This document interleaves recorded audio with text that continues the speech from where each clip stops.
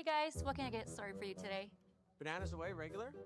And I'll have the rip berry, but can I get vanilla oat milk and I'll add spinach and ginger? And can I substitute the raspberries for strawberries? Also add the chia and hemp seed, and definitely have the power booster and the collagen booster. And can I get that blended twice? Wow. For Alicia, custom chaos? One of a kind. You're one of a kind. Booster juice, freshly made, your way.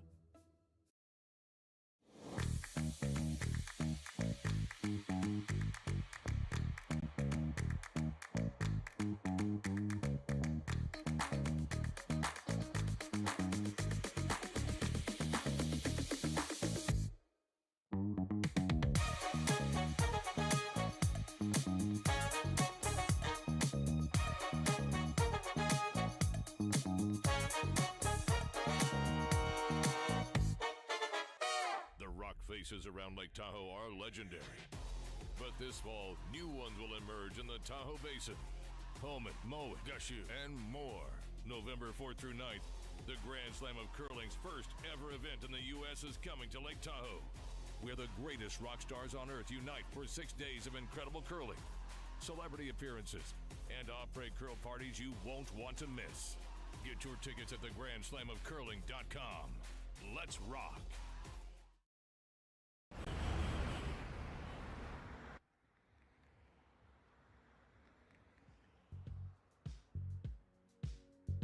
That's life. That's what all the people say.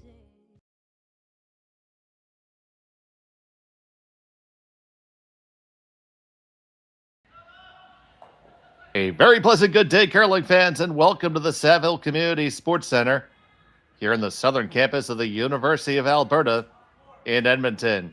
It's the Saville Mixed Doubles Classic. We have draw 4 of pool play action here. This matchup between Cory Thiesse and Cory Dropkin of the United States of America versus Seonyeong Kim and Yeongseok Jeong of Korea. Both of these teams are at 2-0. Good day and welcome to Curling Stadium here on SSN. My name's Dave Schmel. I have the commentary here for you this morning. Connor Sims is on our production, and all of you are here with me. Thiesse and Dropkin have the hammer here in end number 1. They're throwing the yellow stones.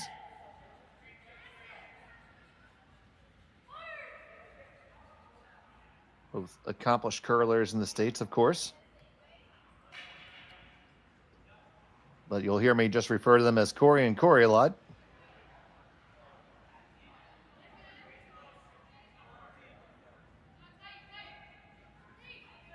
So now here's the first from Yeongseok Jeong.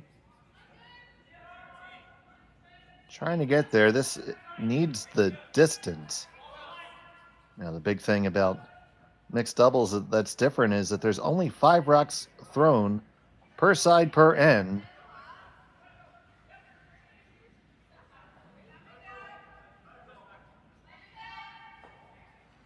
And the first player throws the first and last, and the other player throws the middle 3.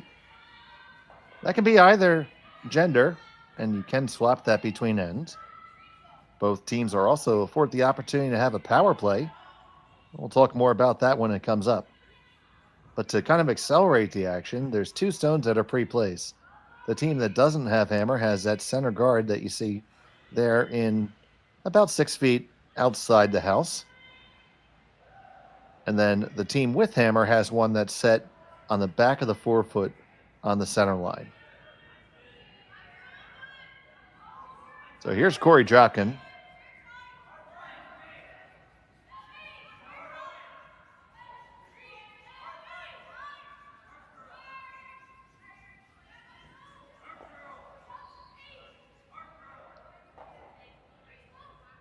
Do kind of release the rocks a little bit. They have set up a bit of a pocket for Kim and Jeong to use.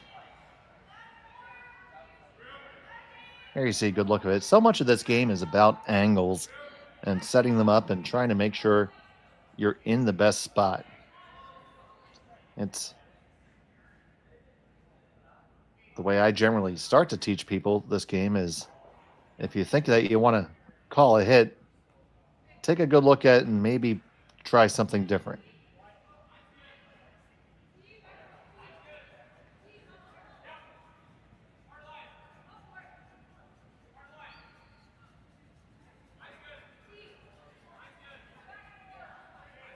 So they're once again going to look to build the angle here. Now the two options, you can come on the corner of the one that's above the tee line. That would give you a nice angle position, but coming into the pocket is not bad either. They're going to need to chisel off a little bit, and they do. And with that, they lie 1 and 2 at the moment.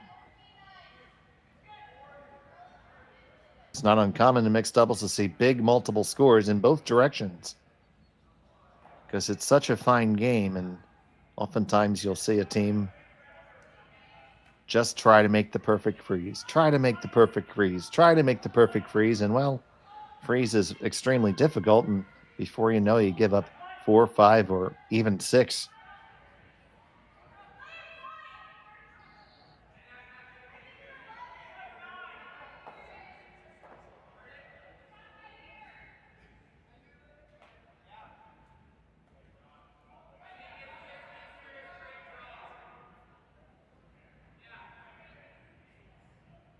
So here's Dropkin. He's going to try to shuffle the deck a little bit.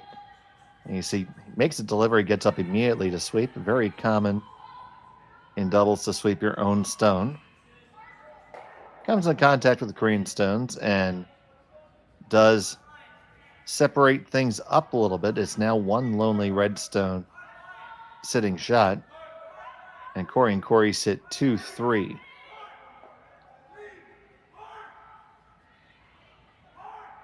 So they're going to look to throw a draw in there again and try to set that angle back up. Remember, Thiesse and Dropkin have the hammer here. So Kim and Jeong would love to force them to 1. Another difference in the game is blank ends are really not a thing in mixed doubles because if you blank the end, you do forfeit the hammer. So you see teams going hard for 2 or more all the time. Makes for some good watching.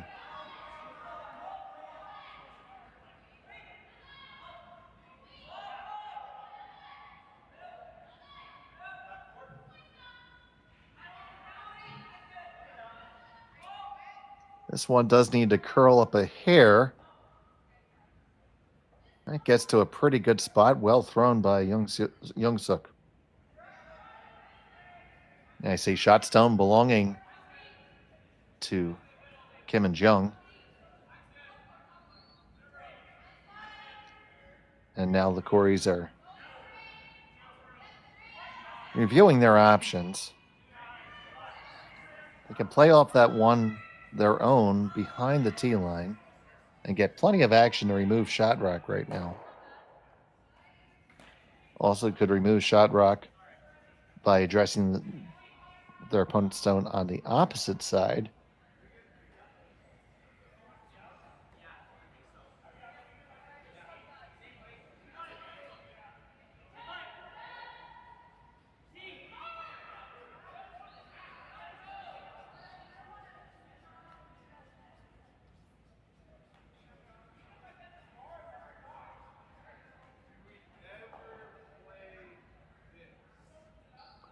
This will be Corey's last of the end.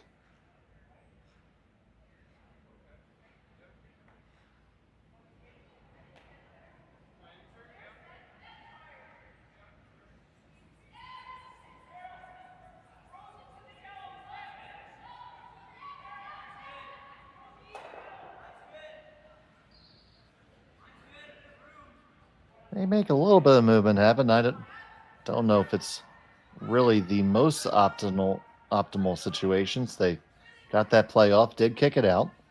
They leave themselves sitting shot and third right now. It does look like that there's an opportunity if Seonyeong can hit the outside of their own rock. Might be able to make the double. There's a question that could also end up going right through the middle, too.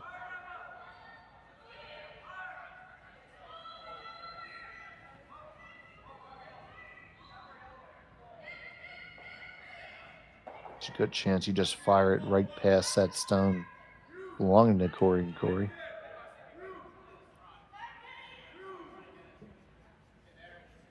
Begs the question that maybe just removing the single stone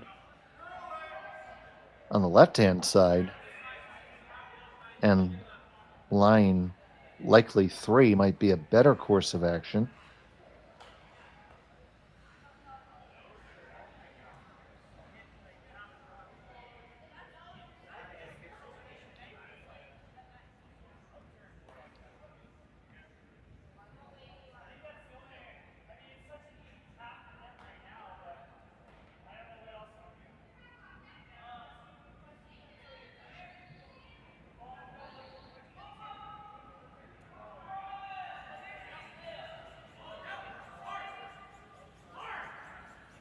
Okay, so you see what they indicate there. It looks like they're playing the slash on... Oh, they may not be. For a moment, it looked like they were playing the slash on the one on the side of the forefoot and also trying to kill the one in the back, or at least being wary of the jam.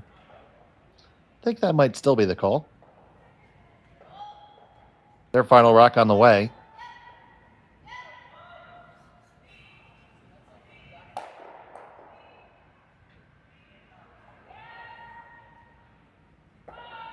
Just catches it and pokes it outside. So they did remove the object stone. Shot stone belonging to Cory and Korey.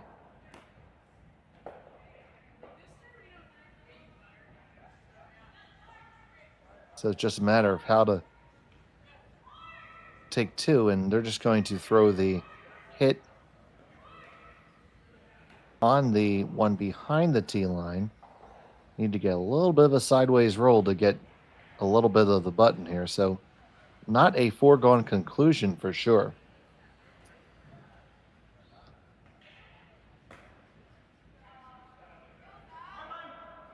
So Cory Thiesse.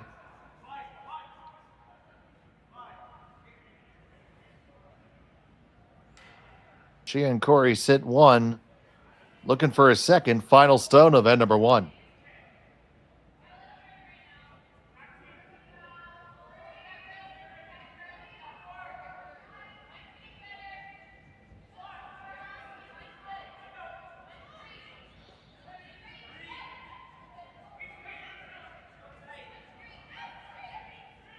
Just trying to stick it as a draw with maybe a little chisel. Working it all the way down. Oh, they wreck on their own on the way by. So it's only going to be a single point for Thiesse and Dropkin. Kim and Jeong will have the hammer when we return to the Saville Center right after this. You're watching Curling Stadium. Hey guys, what can I get started for you today? Bananas away, regular? And I'll have the rip berry, but can I get vanilla oat milk and I'll add spinach and ginger? And can I substitute the raspberries for strawberries? Also add the chia and hemp seed, and definitely have the power booster and the collagen booster. And can I get that blended twice? Wow. For Alicia, custom chaos? One of a kind. You're one of a kind. Blister juice, freshly made your way. Live curling rocks. And this November, the best in the world are coming to Tahoe. Get your seats now at ESOCtickets.com. But hurry, early bird pricing ends soon. Hey Ben, what's the Aztec Safety online e-learning website again? Yeah, that would be aztecsafety.com. Fire extinguisher and firefighting, we'll send that one to Paul. Ah, now here's a course I should probably take. Conflict resolution. Power line safety. Yeah, I thought it might help me with my line calls. Did you know this Aztec website has over 100 safety courses? Jeez. Aztec Safety online course. Ground disturbance. Could have used that a few seconds ago.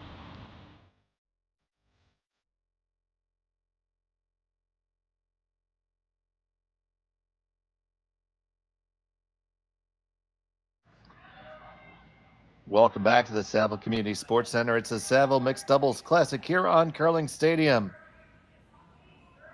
Thank you so much for joining us. My name is Dave Schmel. Happy to have all of you with us this morning, and all weekend long we have every stone from every game being streamed across our channel. You can see it all at the Curling Stadium YouTube and direct links from curlingzone.com. If you haven't yet, please take a second to subscribe to Curling Zone. We have playlists and archives of many of your favorite teams, and it's a good chance to get caught up during the week if you're watching a different event. It was a single point for Cory Thiesse and Cory Dropkin. They faced a difficult shot for their last one there. Don't know if Connor has it queued up or not. That's okay if he doesn't. Let's just say it was difficult and it could have been made, but they got the single instead. So now it's Kim and Jeong.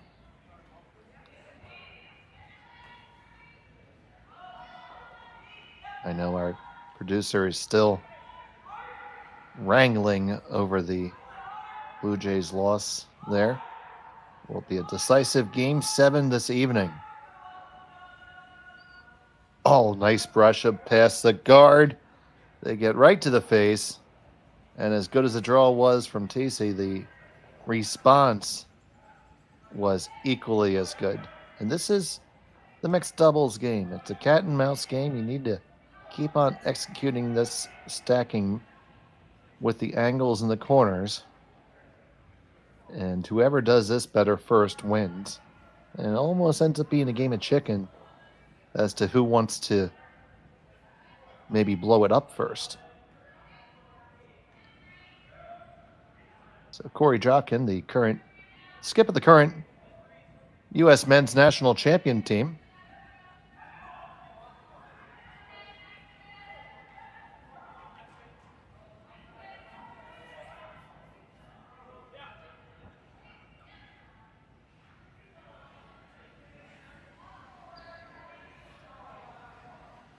Throws a nice one there. Firing on all cylinders this morning is this squad. That team is Cory, Tom Howell, Andrew Stepera, and Mark Fenner.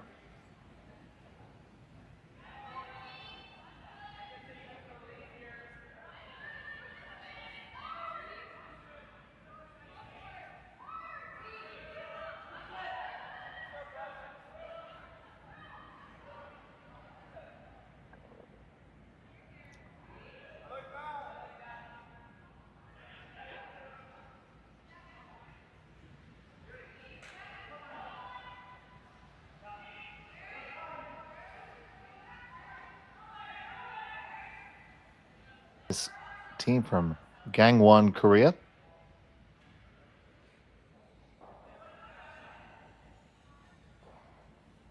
We see so many good teams from Korea. And it's very impressive, especially considering the per capita availability of curling compared to Canada or even the United States.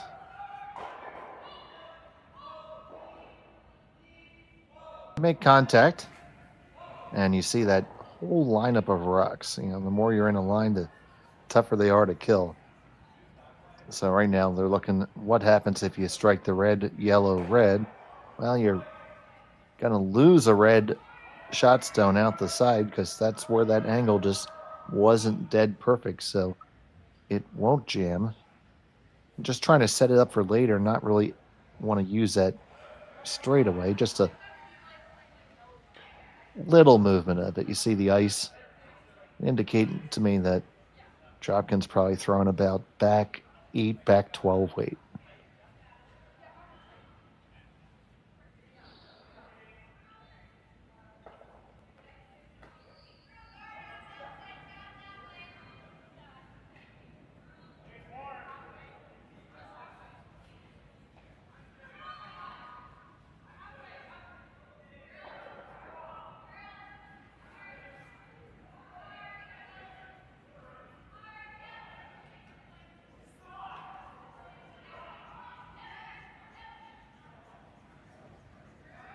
Doesn't curl up quite enough. They lose their shooter out to the wings a good distance. Still shot stone for Kim and Jeong. You see the angles there. Second and third belong to Thiesse and Dropkin. Angles are still in favor of the Coreys here. One way to counteract that might be to counter freeze on the outturn side, the right side, as we're looking at the long shot.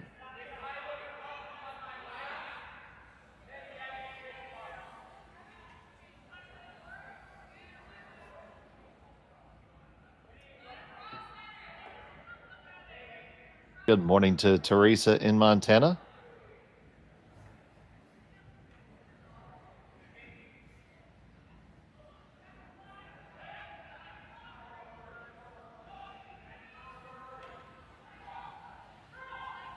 I do invite you to engage in that chat. To engage in that chat, you do have to be subscribed to Curling Zone. Doesn't cost you anything. Helps us out. So, why not do it? What are you waiting for?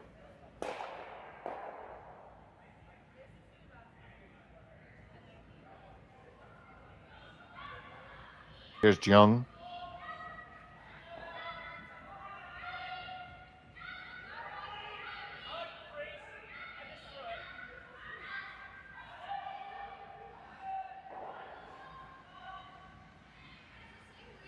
And the stone from Yeongseok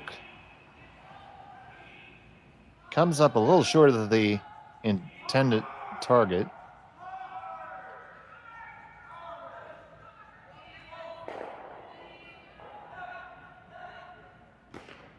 We see viewers from Oakland, California, home of the Bay Area Curling Club.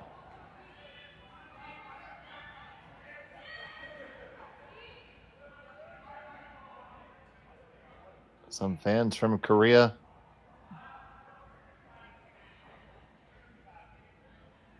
In preparation for this match, and I am being fully honest, I didn't even think about it. But now I can say it's in preparation for this match. I made myself a grilled cheese sandwich, and I had a side of kimchi before I even looked at the assignment sheet.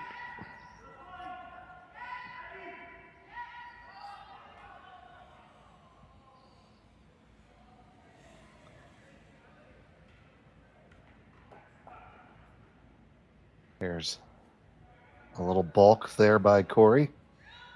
All the runners on base will move up one.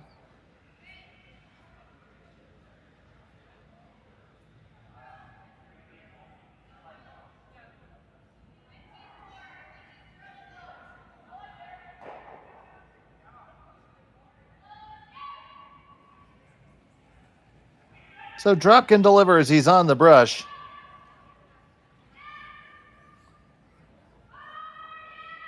He's got to work hard to get past the top one.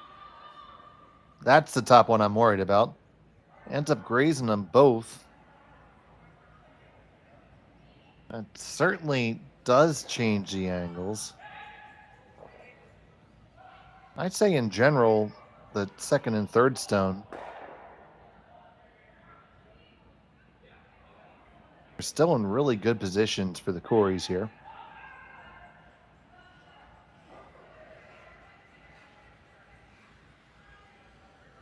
Because if you were to fire on that one, red one that's just halfway through the 4 foot, you'd kill the red shot stone easily. So Kim and Jeong looking for a way to try to reshuffle the deck to help them. I do agree that making a play on the one that they just threw is probably appropriate. If you can just hit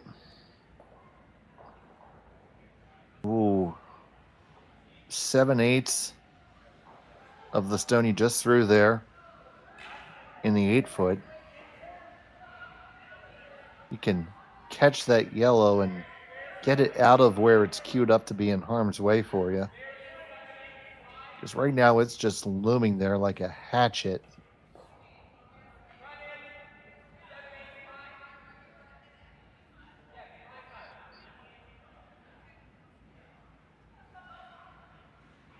He asked for just a skosh more ice there.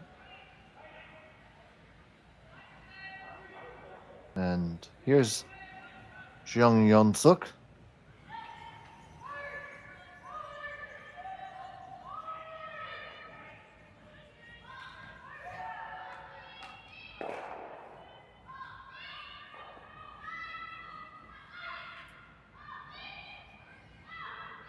This is going to be really close to really good. Get it? Get just that little bit, and you moved it out of harm's way. That is not bad at all. Man, taking another look at it here, you see they're adjusting from the line off and on through a really quiet weight. I probably would have liked to seen just a hair more weight to kick it a little bit further, but very importantly, as if we get taking a look there at the tight shot, they have all 4 stones that are above the tee line. So all of the, as we would say, control rocks back in the day do belong to them. And it's a concept that really is huge in the mixed doubles discipline. Now, this is going to be pretty much a cold draw. So they can afford to, they want to get right back in that pocket, leave the corner of the stone on the pin, and make it so that any iteration of these runs, that one that is just behind the tee line will serve to lock it in there and prevent a huge end. So Cory Thiesse currently throws third on Team Peterson in the U.S.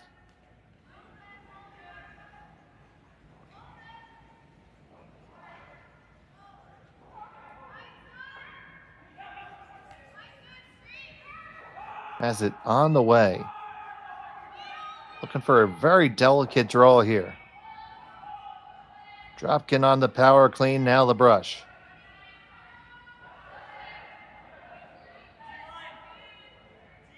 TC calling the line right behind him. Now they say let it work, let it bend. Let it bend. Will it bend enough? Now trying to carve the last little bit. Just didn't get enough out of it, I don't think. Shot stone still belongs to Kim and Jeong. Question is, how can they get more? You can make 2 pretty easy just by raising that one. I don't see a clear way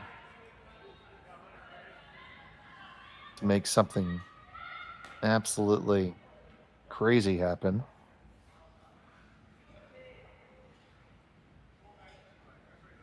You can't see enough of the red that's on the top of the forefoot to drive it with an angle. That would be the only way you could ever make 3.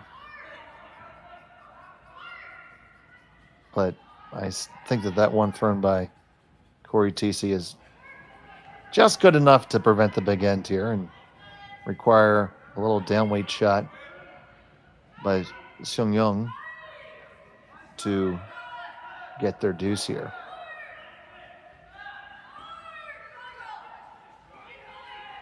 And I see the differing style between the Coreys and Kim and Jeong. Whereas the Coreys didn't use a broom for TC's last shot. They're electing to have the line caller.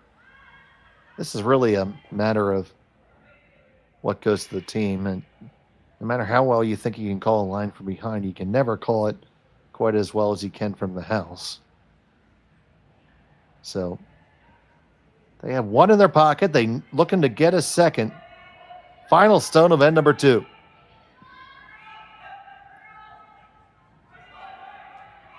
Seonyeong is just watching it, little off and on. It's going to have plenty of room past this guard. Now it needs to curl up to the face and raise it in. And did you raise it too far? Oh, I think you did. And it's still just going to be a single point. So a little bit too much pepper there. We're all tied up at 1. And number 3 coming your way after this on Curling Stadium. Developed over a decade in collaboration with the finest ice makers this side of the Atlantic, The Pebblehead PB5 is nothing short of a triumph of sophistication and craftsmanship. Weighing less than half its lumbering copper predecessors, yet boasting tenfold their durability, the PB5 delivers perfect, consistent ice, time after time. The PB5 by Pebbleheads.com, the apex of ice-making ingenuity for the roaring game of curling.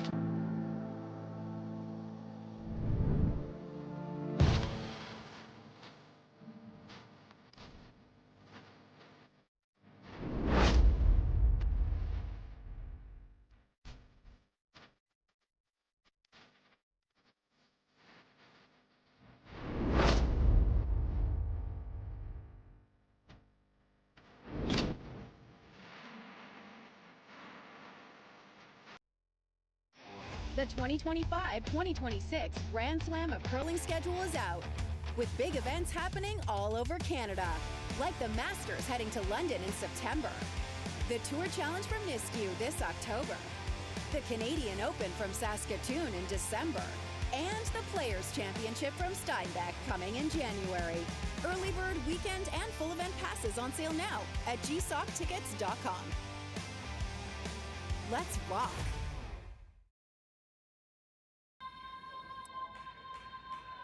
And a very pleasant welcome back to the Saville Community Sports Center here on the southern campus of the University of Alberta in Edmonton. It's a Saville Mixed Doubles Classic brought to you here on Curling Stadium. I'm Dave Schmel, happy to have you here with us today. Connor Sims is back working all the TV magic on the ones and twos. And trying to get some magic going are really both of these teams here. They're both not up at one. It wasn't for a lack of rocks in play or a lack of opportunity. It was just they've gotten snookered by their opponents just a little bit, and the shots to make the second point have been admittedly quite difficult. That last one from Seonyeong Kim, they had the line all day. It was just a couple pounds too heavy. End up having to be satisfied with a single point. So now in end number 3, it's Thiesse and Dropkin with the hammer, throwing the yellow rocks.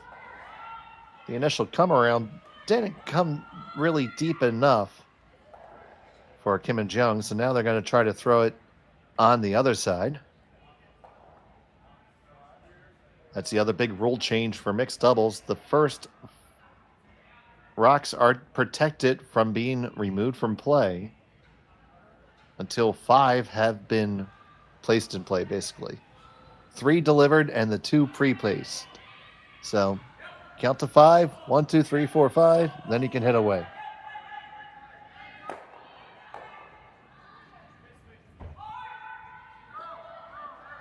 This one's going to come awfully close to the center guard. Just didn't have the weight that it needed.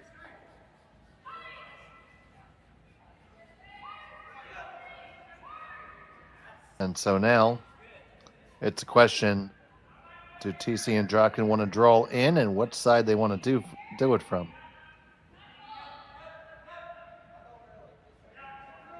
Thiesse's initial reaction was the out turn, but Cory seems to want to throw the in and get there both ways.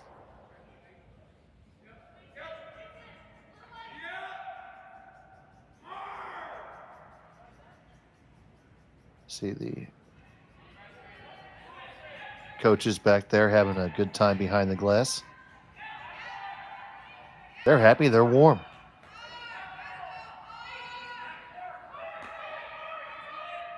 This one from Dropkin is hanging out there. Gonna have to look for a plan B now and just raise that in. That'll work. They will lie 1, 2, 3, but now there's a double takeout available. Or just a straight draw. It's whatever they feel more comfortable with. Draw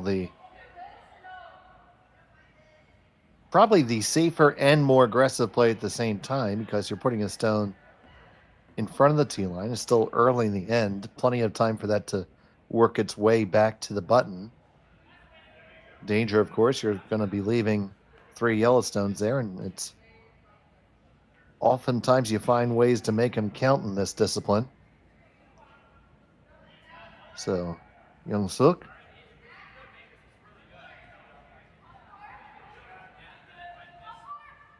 delivers this one.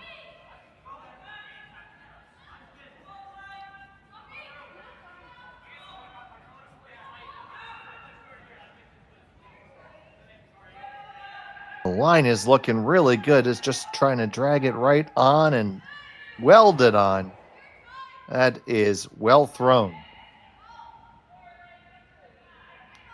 Very close for second shot right now. Doesn't really matter too much at this point.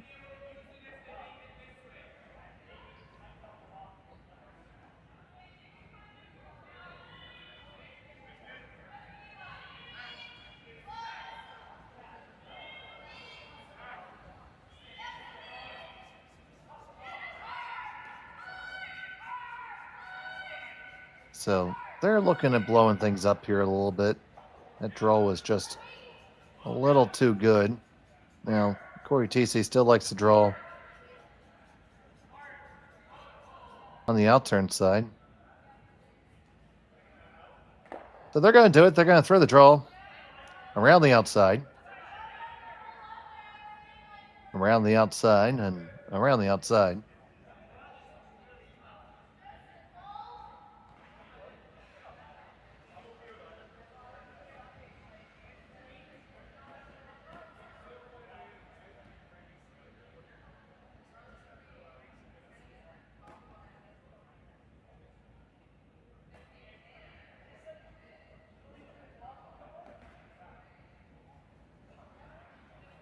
So the second stone from Dropkin this end.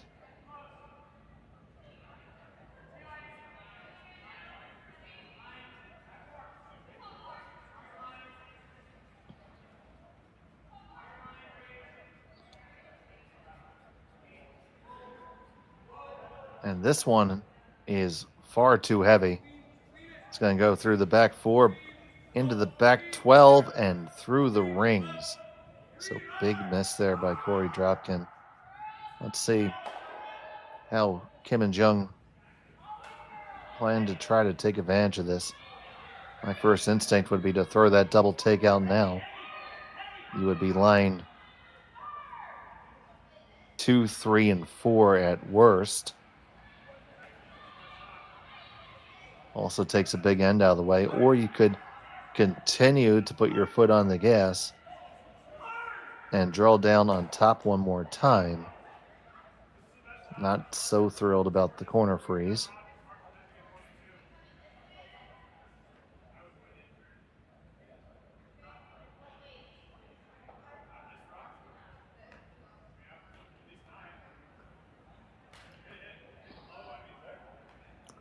Just by throwing this one defensive stone now does not preclude you from throwing an offensive one with your last.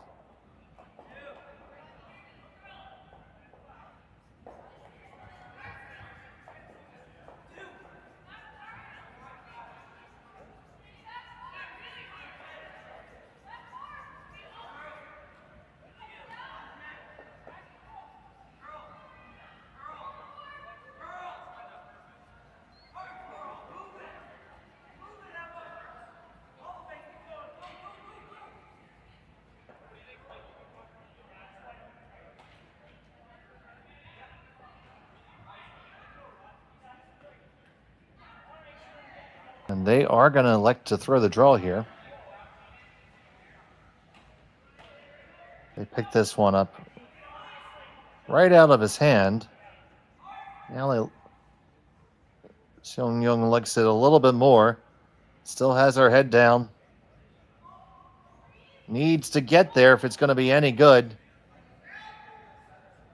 And it is light. So, shot stone still for the Coreys. Very, very tight for second stone.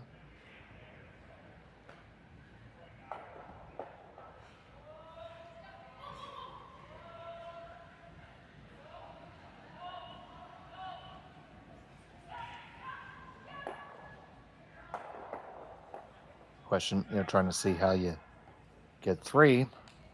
Although the important question might be trying to make sure you preserve 2.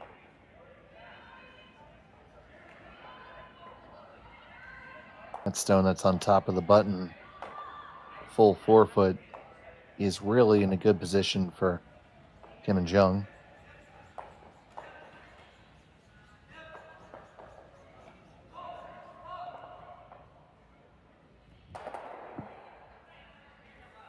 But we'll see what Cory can whip up here.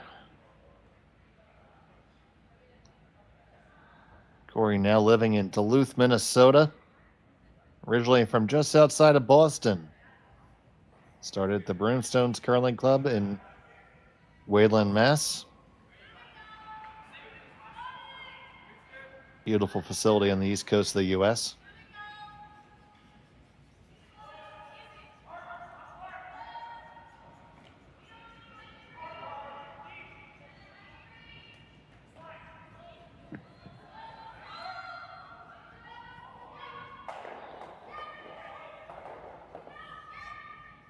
This one also coming a little bit heavy. Want to take it deep now. Once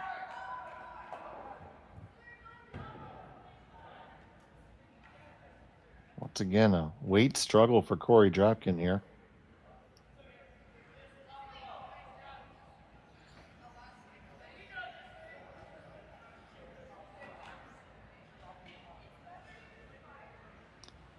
So now you see the options. You can play the obvious double. It's about, a third of a stone. Take the one off the pin. You'll probably lie 2. And it's really without a lot of risks now because you have a catcher back there. That even if you hit it a little bit too thin and catch it, you'll probably make a triple and stay in the rings. So good position to be in here.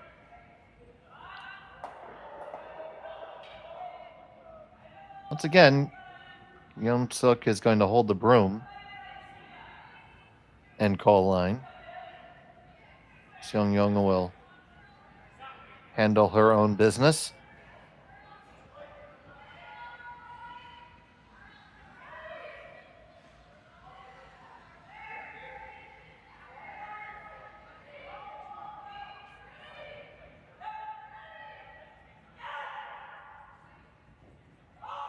Coming down on the outturn side. Has to hustle. It's going to remove it. Jam on the back. They lie 2 at the... Well, 1 for sure, and possibly 2. Let's take another look at it again.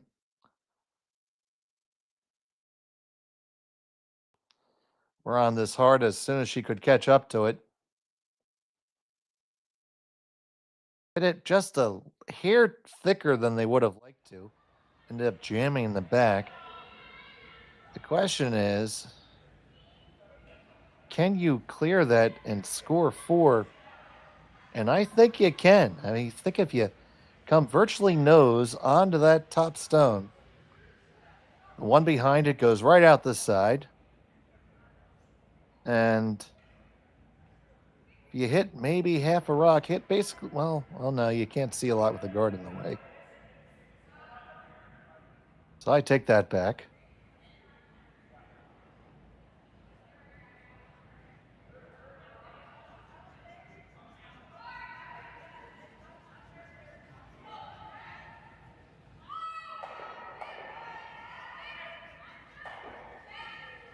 We have a runaway there.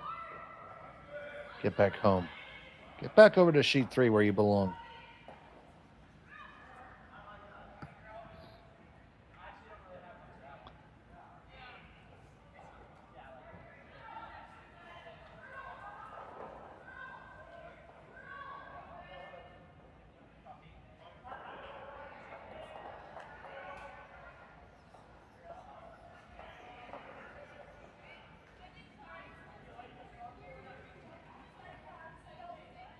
Final stone of the third end. Trying to move him around is Thiesse.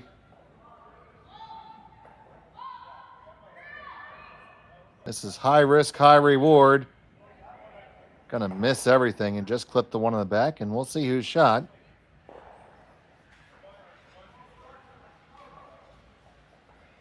And they indicate it's red, so it's a steal of 1 for Kim and Jeong. Thiesse and Dropkin will have the hammer when we come back here on Curling Stadium. Hey guys, what can I get started for you today? Bananas away, regular? And I'll have the rip berry, but can I get vanilla oat milk and I'll add spinach and ginger? And can I substitute the raspberries for strawberries? Also add the chia and hemp seed, and definitely have the power booster and the collagen booster. And can I get that blended twice? Wow. For Alicia, custom chaos? One of a kind. You're one of a kind. Blister juice, freshly made your way. Developed over a decade in collaboration with the finest ice makers this side of the Atlantic, the Pebblehead PB5 is nothing short of a triumph of sophistication and craftsmanship. Weighing less than half its lumbering copper predecessors, yet boasting tenfold their durability, the PB5 delivers perfect, consistent ice, time after time. The PB5 by Pebbleheads.com, the apex of ice-making ingenuity for the roaring game of curling. Live curling rocks. And this November, the best in the world are coming to Tahoe. Get your seats now at gsoctickets.com. But hurry, early bird pricing ends soon.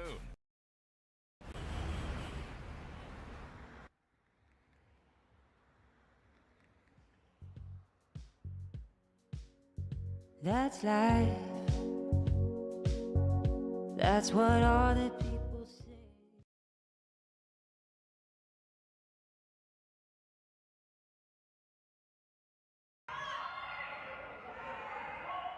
Welcome back to the Saville Community Sports Center in Edmonton. It was a steal of 2 for Kim and Jeong. They have a 3-1 lead over Cory Thiesse and Cory Dropkin. A lot of action right now. Starting over on sheet 2.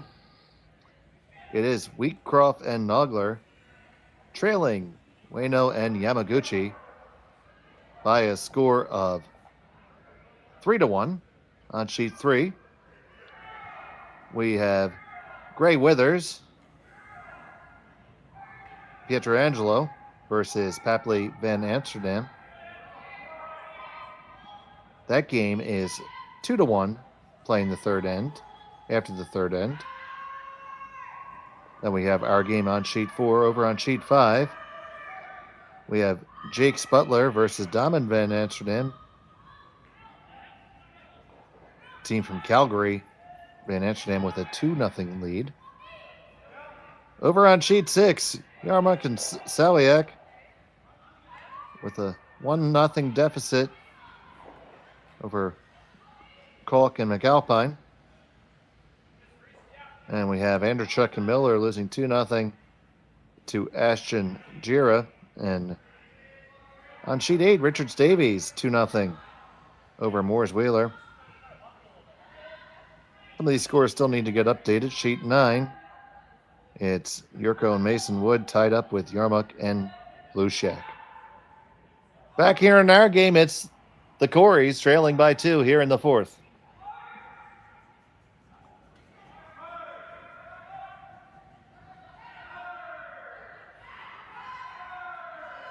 And while we were getting updated, that's what happened. We got Thiesse and Dropkin square in the lid. Kim and Jeong just behind and cornered off, lined up here. So it's going to be either at the corner of the red and change the angle back for you, or get ready to abort. But I think it's a little bit too early to abort. So it's going to be this in-turn draw for Cory Dropkin.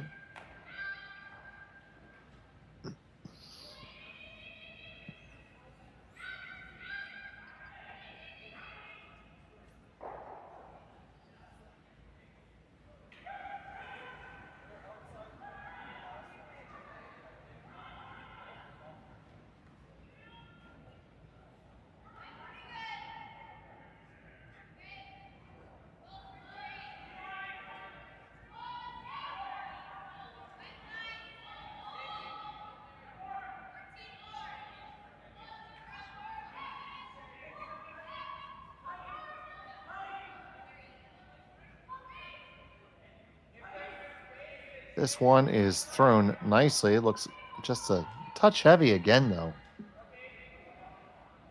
Everything's been a little bit on the heavy side for Cory Dropkin today. That's going to create a pocket for Yeongseok just to lay one in there. And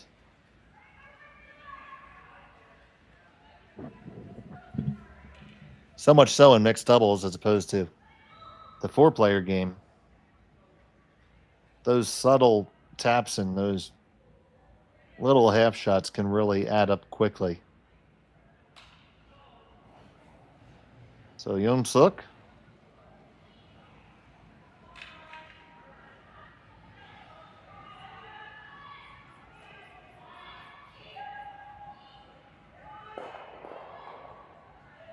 Looking to just lay it in there. Let those stones swaddle it as if it's a newborn baby. And it is nice and cozy. Snug as a bug in a rug. Probably couldn't have walked it down better.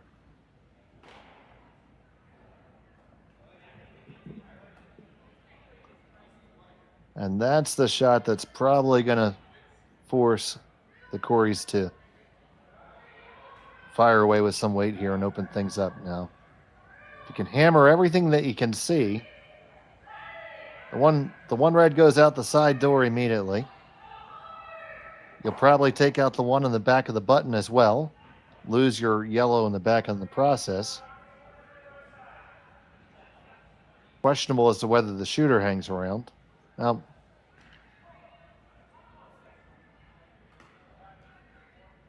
with this weight, they're looking more just to rattle it around a little bit as opposed to performing explosive changes.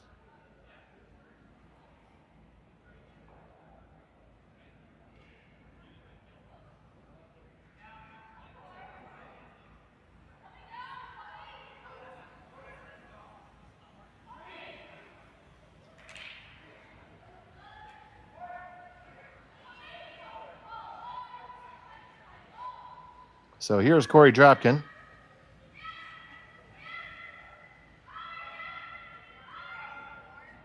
Make contact, jostle him around, and let the shooter in a fantastic place.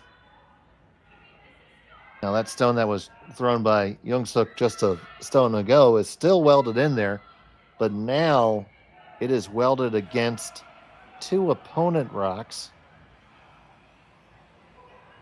Looking to just eject it out the side door.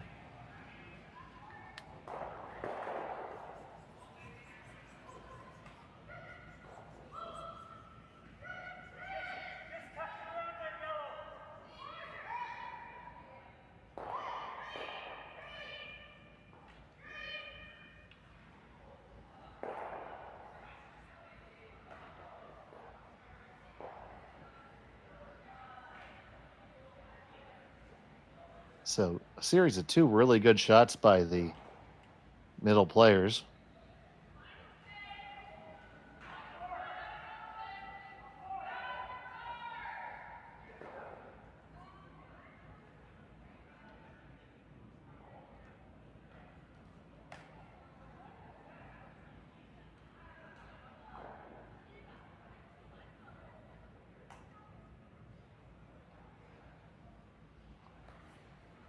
So the final the end for Yeongseok.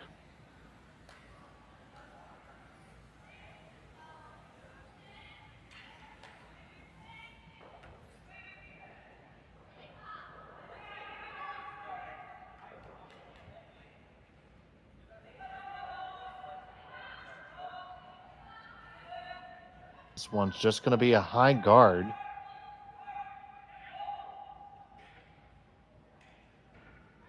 Which isn't the worst because it makes it difficult for them to take advantage of it. Now, you may see the Coreys tempted to run back the whole works here. Red on the red on the yellow on the red on the yellow on the red on the yellow.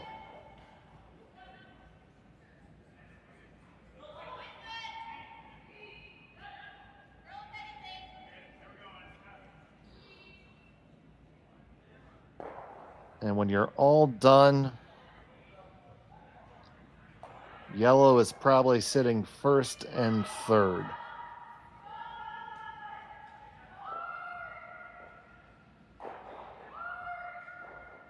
So that red that's second shot right now goes away. The red that's third shot probably remains because those two yellows are going to have momentum moving them pretty much 90 degrees sideways. Either way, it's going to be interesting.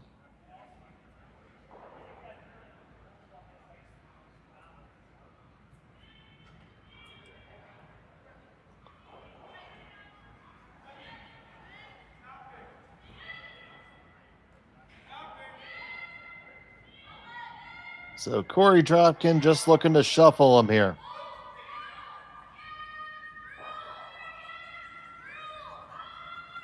It's the yellow.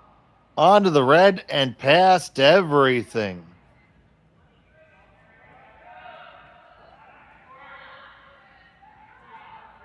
That's going to make the guard instantly go back, I believe.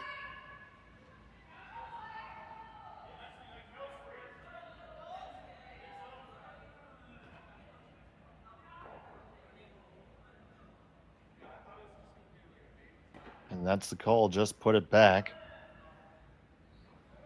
Right now, it's a very good situation for Kim and Jeong to put the force on.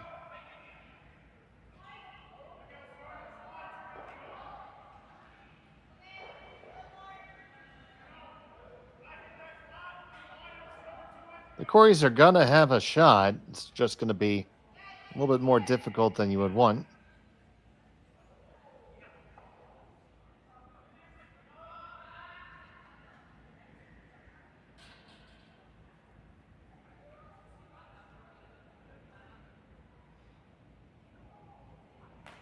I gotta take one more look at the pile here and look at the angles. Oh, Yeongseok.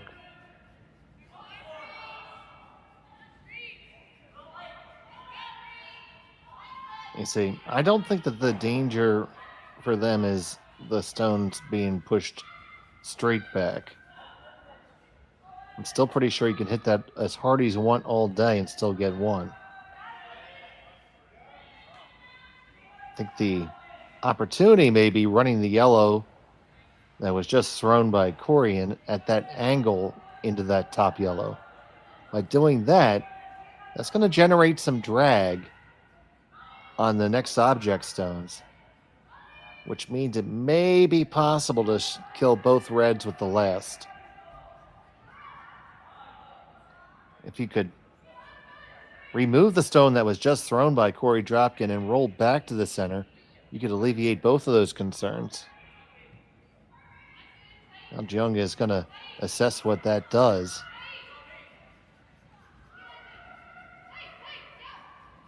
Obviously, not a high probability shot, but it does look like the angles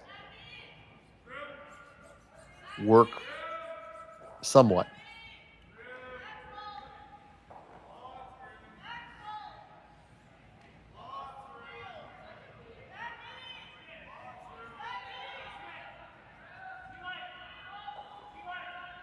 So here's their list. And it looks like they're just going to try to guard the angle raise. Getting underneath of this, or at least in front of it.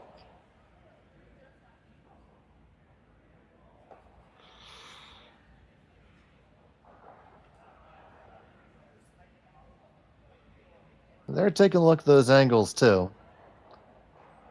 It's very possible the stone that they just threw actually keys it up a little bit. That's what the Koreys are looking at now.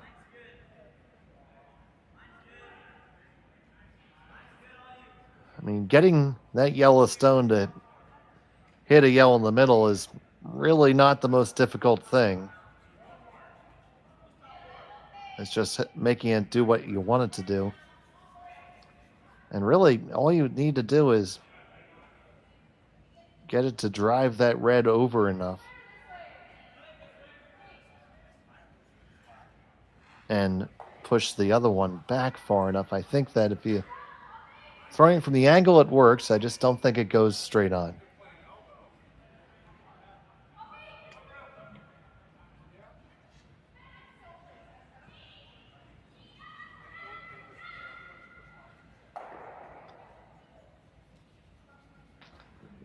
But that's why they're there and I'm here. So let's see what happens.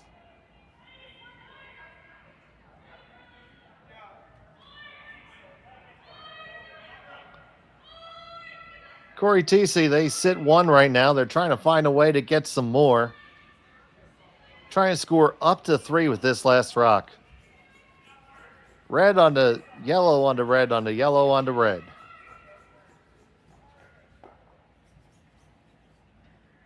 Final stone of the 4th end. Waiting for it to curl now, trying to walk it over some is Dropkin. It's not going to curl up enough. It's just going to go over the top, and it'll be a... After all that, it's a single point for Thiesse and Dropkin. They trail by 1. Kim and Jeong have the hammer when we return to the Saville Center. Right after this, you're watching Curling Stadium on SSN. For over 20 years, the Sandra Schmirler Foundation has granted more than $9 million to hospitals across Canada for life-saving equipment for premature and critically ill babies. In the past 4 years alone, $4 million has been granted thanks to the curling community's incredible generosity. The need continues year-round, and with your help, we can ensure every baby has the chance to grow up and become a champion, just like Sandra.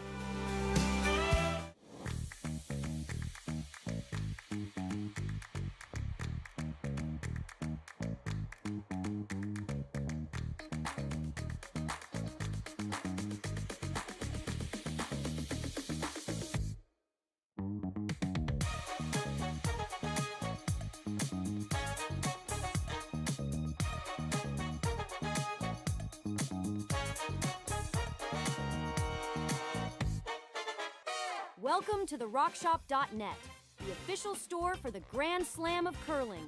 Whether you're looking for the best hats, stylish clothing, fun toys, or unique accessories, the Rock Shop has it all. Shop online anytime at the RockShop.net for exclusive Grand Slam of curling gear, or come see us in person at your next event. The RockShop.net, where fans find their favorite curling gear. Welcome back to the Saville Center. It's been a very close affair here where the only real swing has been a steal of 2 by Kim and Jeong. Otherwise, a tightly fought battle here at the Saville Mixed Doubles Classic presented on Curling Stadium. There were a lot of stones in play and opportunity to be had for both sides in the last end.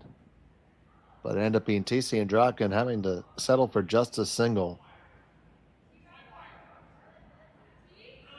Final rock, the last hand from Cory Thiesse, just did not curl up enough to run the pile in. First draw by Thiesse comes down to the one in the back.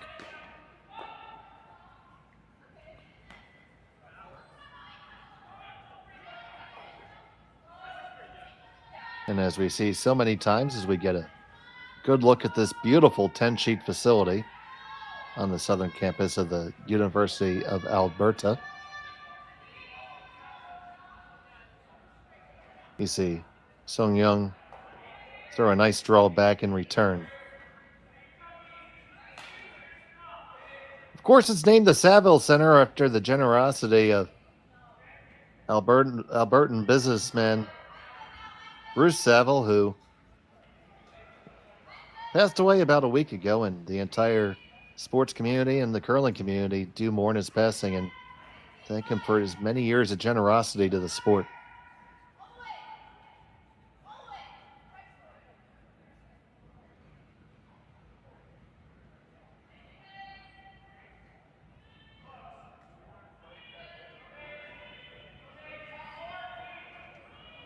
So now Dropkin looking to put the other corner on. This is shaping up to be a relatively conventional mixed doubles end thus far.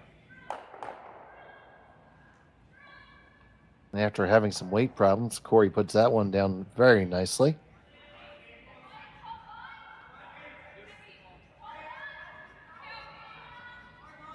And then we follow back again with the stones each offset by maybe just a couple inches either way.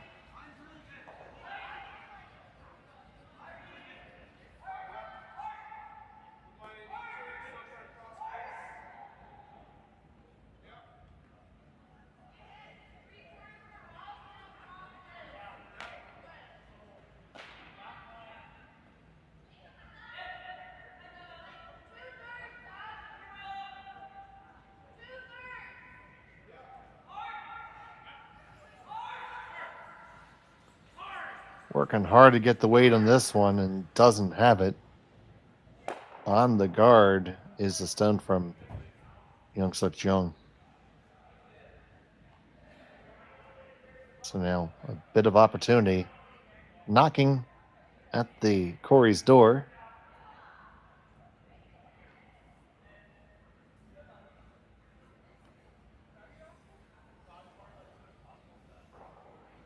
Of course, yesterday was Halloween. Many young kids took part in the tradition.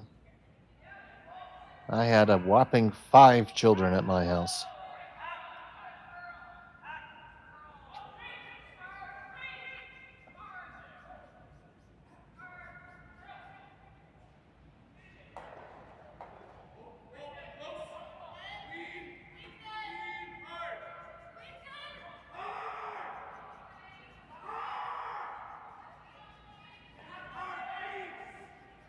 So, Cory Dropkin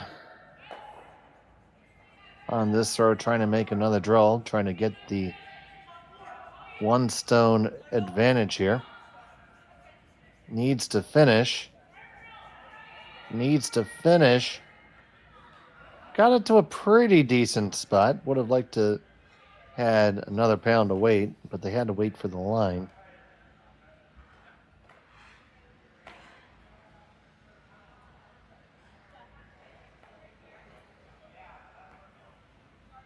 Now the draw all the way around on the intern side is still there. But I feel like they're going to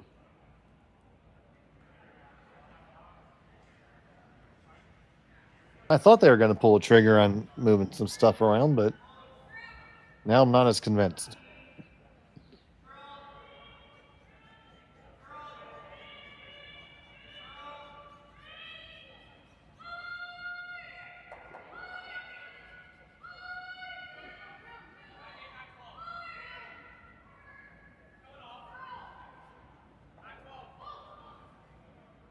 So Yeongseok with a stone on the way. Seonyeong trying to hold it right off his hand. Gonna get the 1 over the top of the second. Just ends up being a straight peel.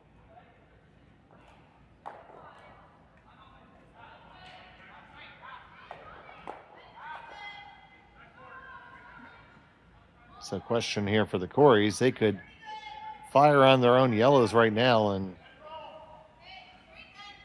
if I'm not mistaken, leave the house completely devoid of red rocks. And it is awfully hard for your opponent to score multiples without rocks.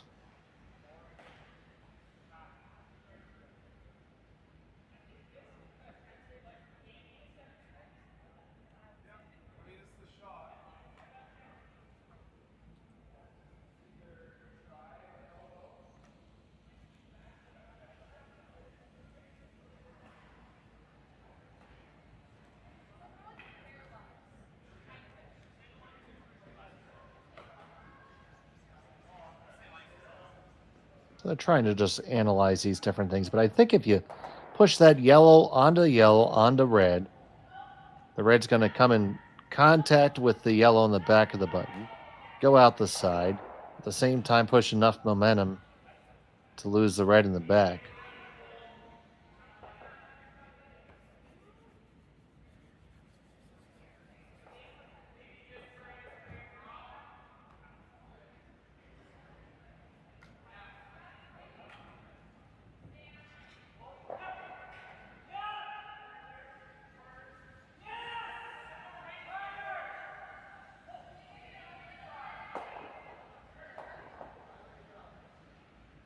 Instead, they're just going to continue to make the pile bigger, maybe choosing to pull that trigger with Cory Thiesse's list.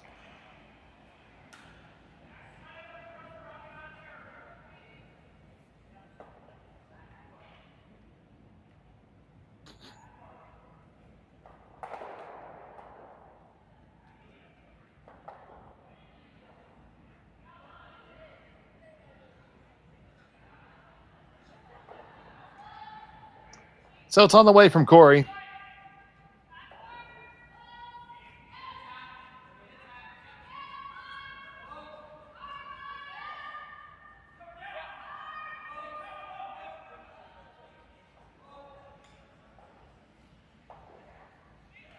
End up curling up to be just over the center line. Now, what does that leave left for Kim and Jeong?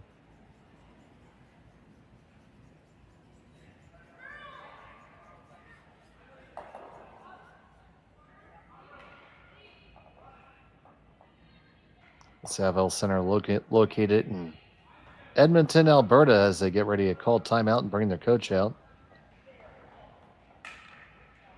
Edmonton receives, on average, 2,299 hours of sunshine per year.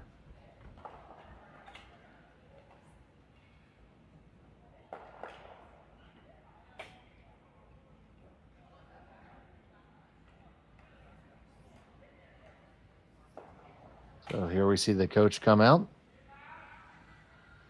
Try to see who that is with a translator.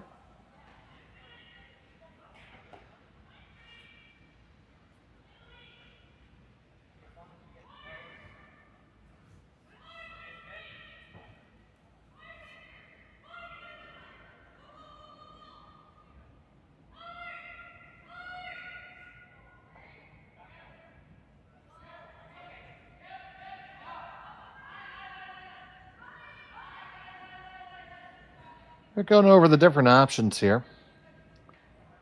Trying to find a way to get a multiple score. It's, you know, they have the hammer, but they're by no ways in control.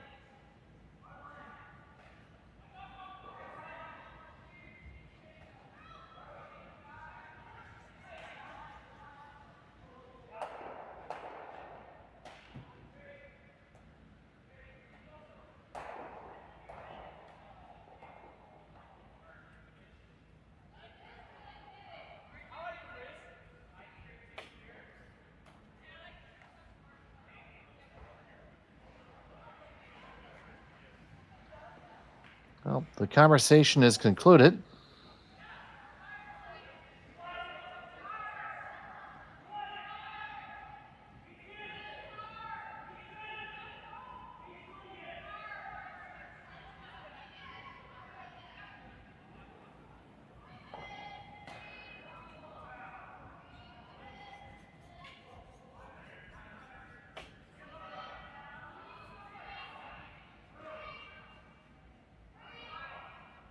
We'll see what the colloquy resulted in terms of a strategy. Stone on the way from Yeongseok.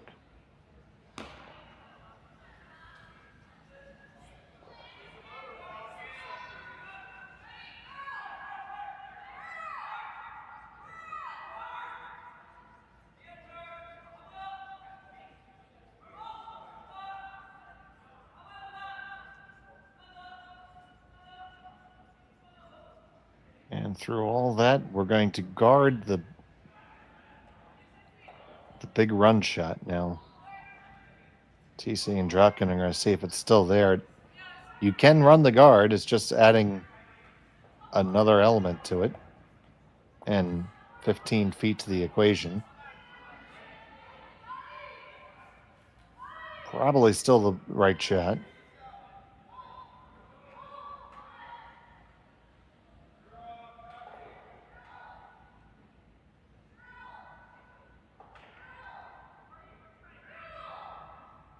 Not really a lot of harm in it. I don't see how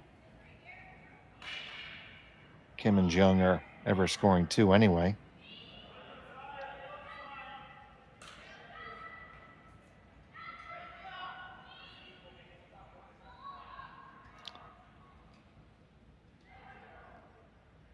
Be an absolute hero draw to make the side of the button. So here we go. Cory Thiesse.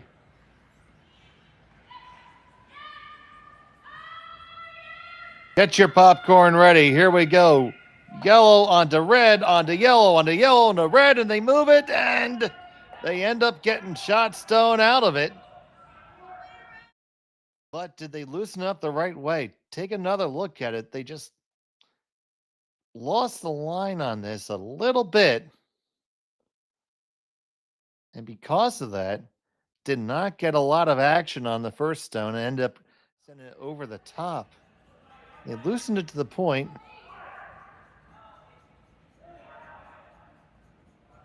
where maybe, just maybe, if you throw a back 4-foot weight draw just past the one on the top of the 4, no, you probably can't even do that. I was trying to see if you could move that just a touch back and score 2, but this is going to be a very difficult draw for 1 now. It's a good shot still by Thiesse and Dropkin because their opponents had 1 lined up.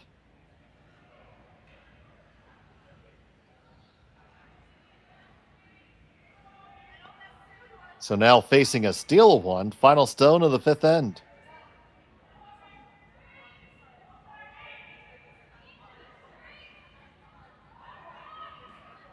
Yeongseok off and on. Seonyeong is going to watch the line incessantly. This has room to curl. Needs to take the finish. Now it does. Need to get past this high guard and right down to shot stone. Excellent draw by Kim to get their single point. We're all knotted up at 3 after 5. 6-end action coming to you from the Saville Center in just a moment. You're watching Curling Stadium. Hey guys, what can I get started for you today? Bananas away, regular?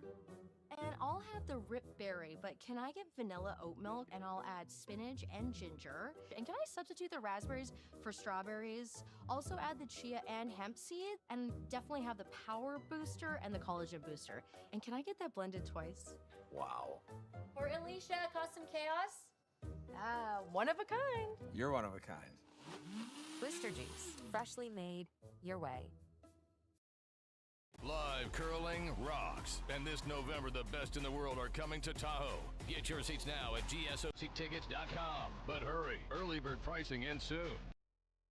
Hey Ben, what's the Aztec Safety online e-learning website again? Yeah, that would be aztecsafety.com. Fire extinguisher and firefighting, we'll send that one to Paul. Now here's a course I should probably take. Conflict resolution. Power line safety. Yeah, I thought it might help me with my line calls. Did you know this Aztec website has over 100 safety courses? Jeez. Aztec Safety online course. Ground disturbance. Could have used that a few seconds ago.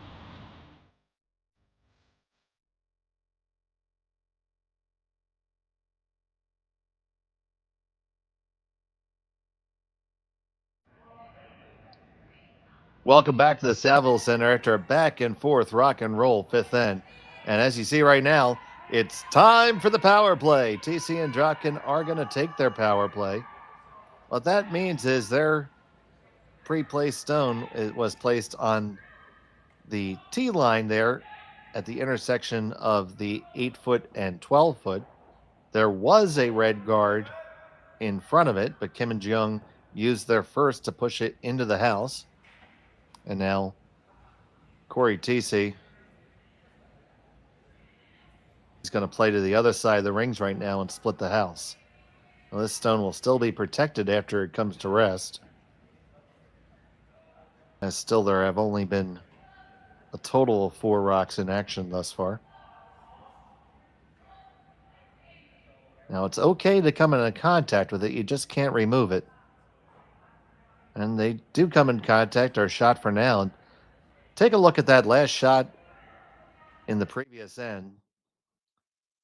It was a very little left for the draw here for Seonyeong Kim, and Yeongseok was waiting for it to take the line.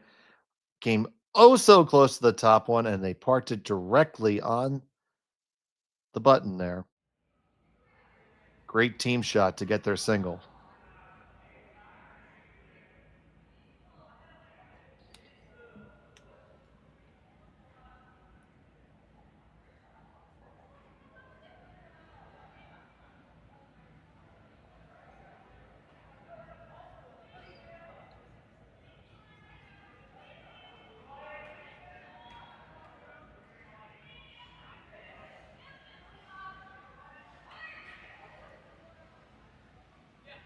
So now with shot and third stone belonging to Thiesse and Dropkin.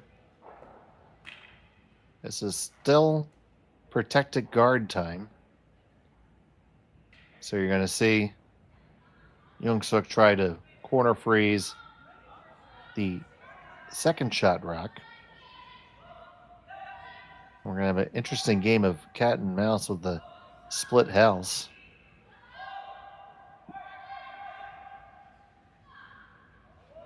This stone is over curling.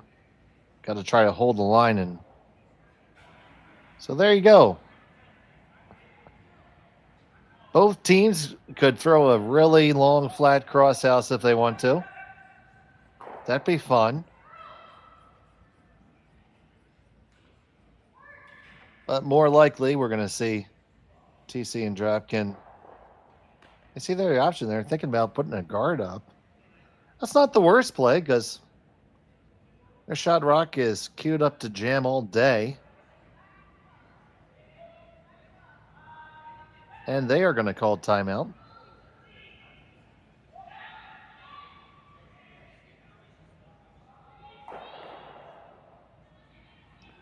No time clocks, but timeouts are how you get the coach out in this format. Saying, well, I like the guard.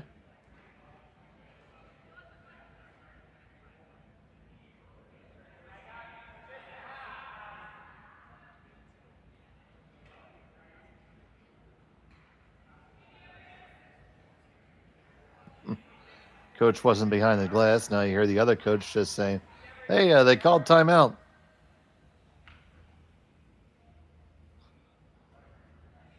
There we are. Saying, sorry, I was making dinner reservations.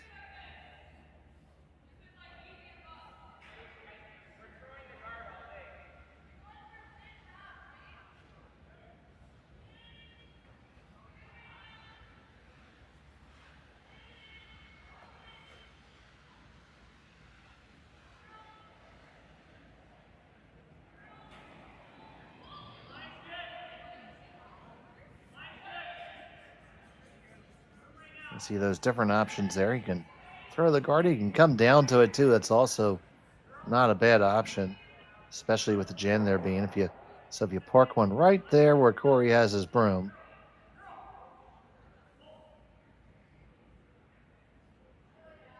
There'll be difficult stones to remove.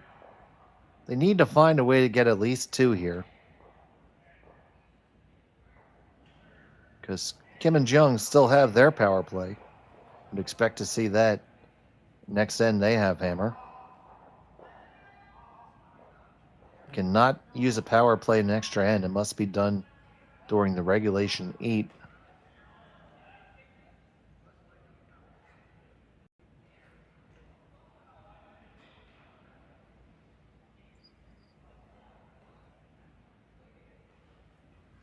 So Dropkin after the timeout.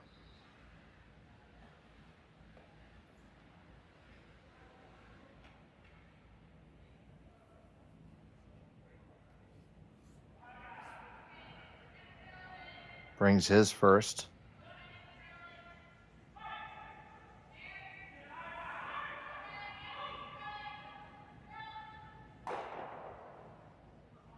Going with the guard here. Does still need to finish.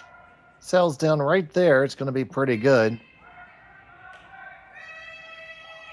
May over curled just a hair, but should be good enough.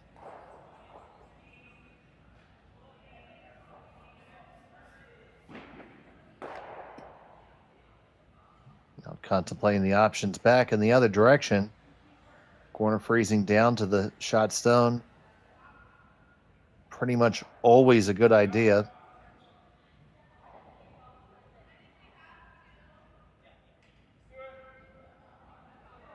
Looks like it's the call.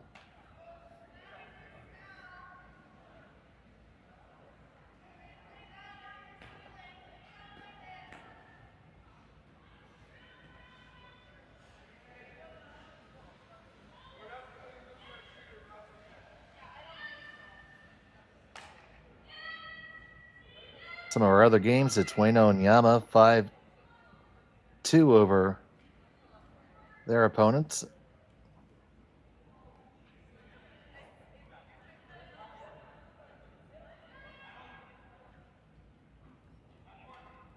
Or Wheatcraft and Nogler, that is, on sheet 2. Sheet 3 tied up between Gray Withers, Pietrangelo, and Papley Van Amsterdam. Salmon Van Amsterdam 6-4 after putting up a 4-ender in the 4th over Jackson Butler, playing in the 5th.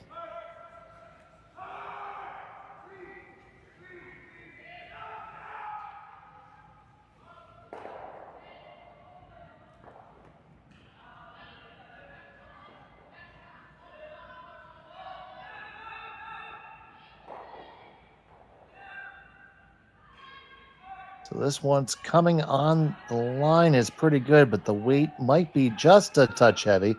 Now coming in pretty nicely indeed. And that's a nice shot by Yeongseok Jeong. Still shot stone to the Coreys, but excellent positioning on that stone there. It's Yarmuk and Sawiak, 3-2 over Kalk and McAlpine. We have a final score. Andrew Shuck and Miller, 8-0 over Ashton and Jira. Richardson Davies, 5-4 over Moores and Wheeler. That is a back and forth affair there. 2-ender, a 4-ender, and a 3-ender scored there. So I'd say they're not done there. That's a good look at that game there on sheet 8 between Richardson Davies and Moores and Wheeler. And on sheet 9, tied up between Yurko Mason Wood and Yarmuk Lushak. That gets you caught up on the action. Now Cory Dropkin looking to add another one to the Christmas tree.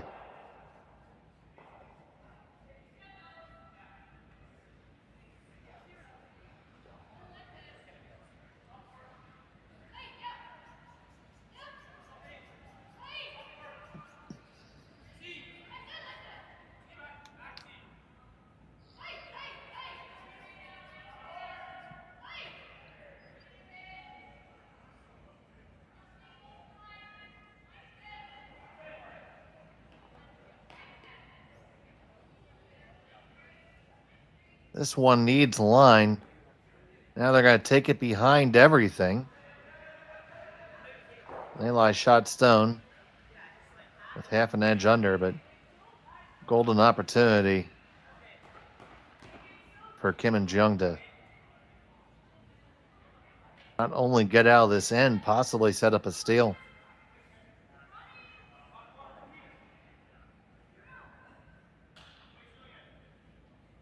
We saw the kind of finish they got on their stones in the last end, especially with the very good draw at the end. If they can duplicate that type of delivery, they could throw a real doozy on the Coreys here. So, Yeongseok.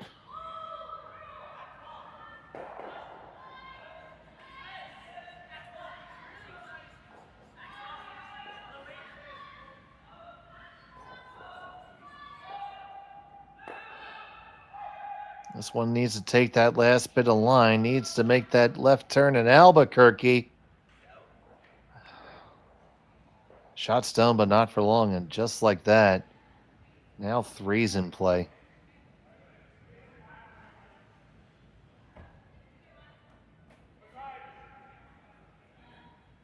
Because there is no doubt in my mind Cory can get to the inside and flop all the way over. And they'll lie 3 after this. Shows you how in this game that positioning and just making sure the angles are in your favor, and you don't even need a big miss by an opponent. Just a little one will do it.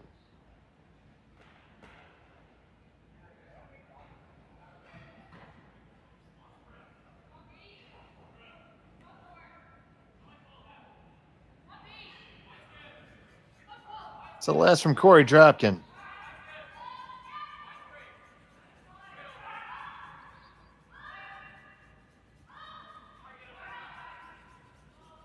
He switches over to try to make it curl some. He needs to get across the face. He does. Pops and flops all the way under. Fantastic shot by Cory Dropkin. They lie 1, 2, and 3. Now you see here he's holding it straight. Now they say, okay, Cory, you got the line. Now bring it over. Bring it over. Get the pop. Get the flop. And you lie 3.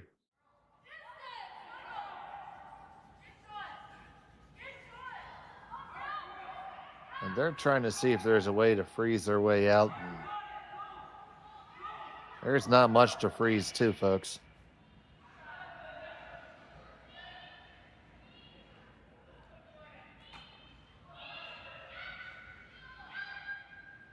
I think the best play is what they're throwing. Oh.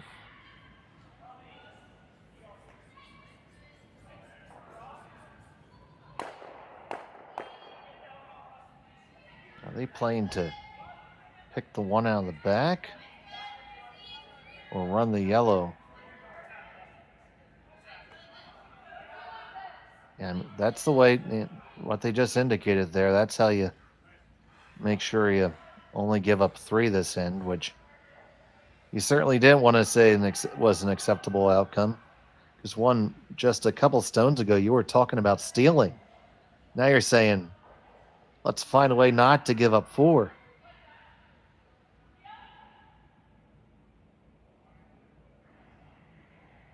So comes Seonyeong with her final stone.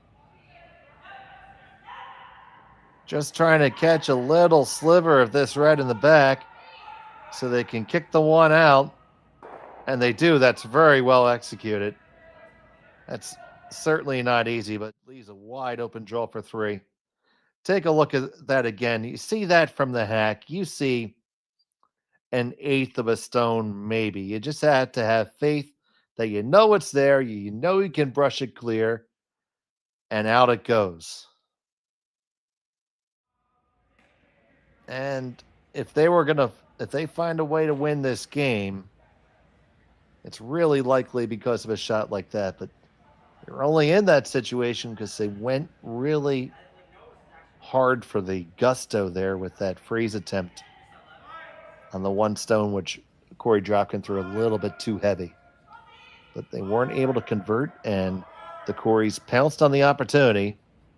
So now sitting 2, final stone of the 6th end, just needs full 8 foot for a 3rd point.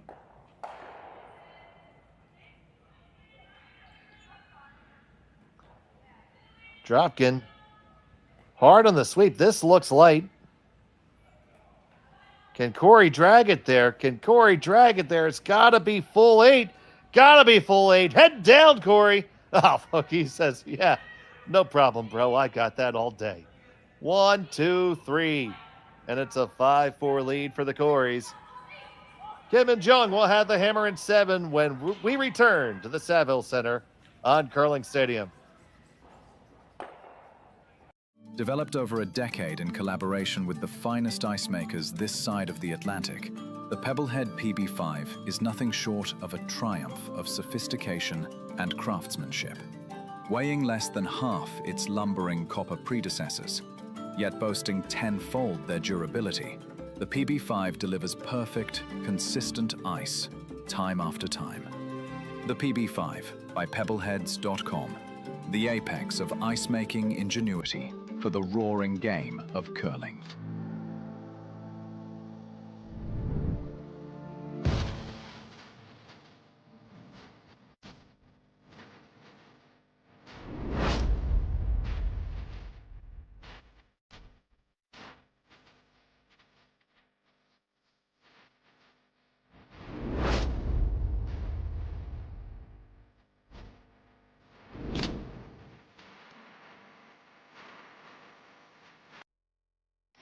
The 2025-2026 Grand Slam of Curling schedule is out, with big events happening all over Canada, like the Masters heading to London in September, the Tour Challenge from Nisku this October, the Canadian Open from Saskatoon in December, and the Players' Championship from Steinbeck coming in January.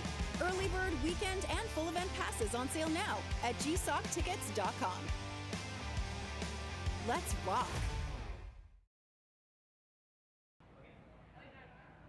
And welcome back to Curling Stadium, and 3-spot on the power play for Cory and Korey.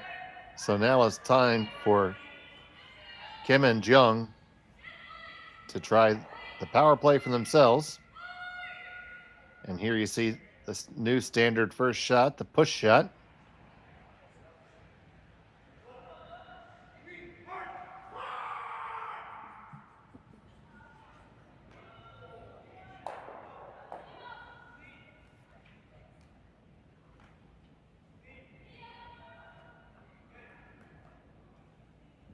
Now remember, wherever they throw this stone, as long as it's in play, it's still protected. They can throw it into the rings if they like.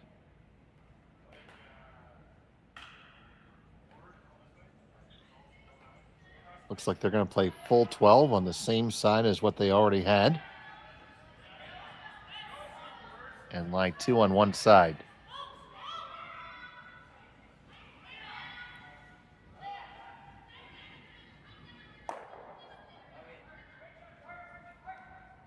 Love to have that guard possibly bite the rings. That's going to do, well, not a whole lot, honestly. The shot stone is still 7/8 exposed. The run is tight, so Thiesse and Dropkin are going to choose to ignore it completely and draw underneath their own.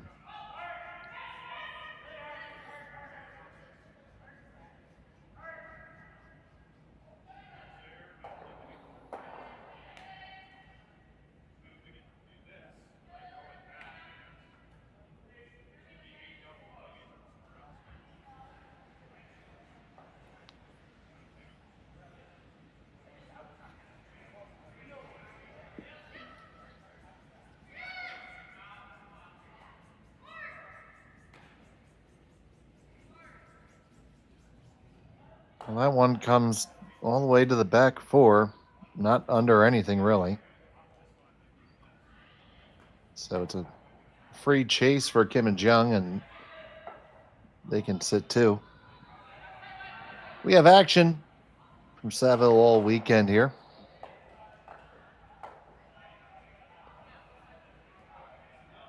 Our next featured game today is at 2:30.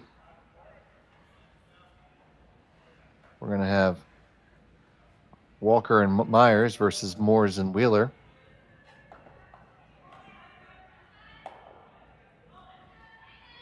On Curling Stadium, you'll be able to join Sean Joyce and Rory McCusker.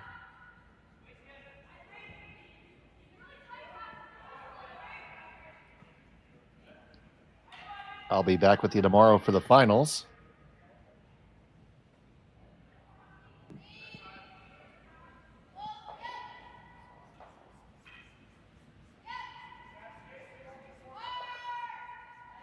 So you see they got shot stone out of it, but the second one still belongs to Cory and Korey. They think they can play a nice down weight shot, get past the high guard onto their own.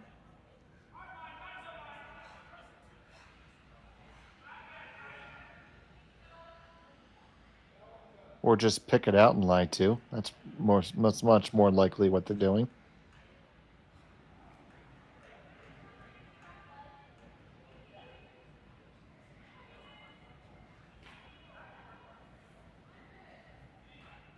So, Dropkin.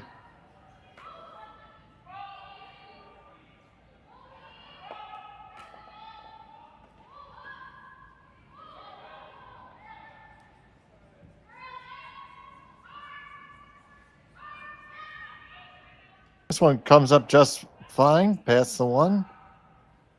Does leave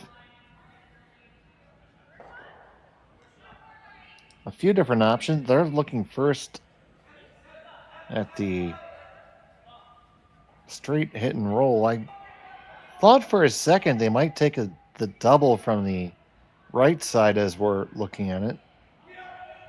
Because you might be able to, if you throw it with enough weight, get it underneath your own corner guard.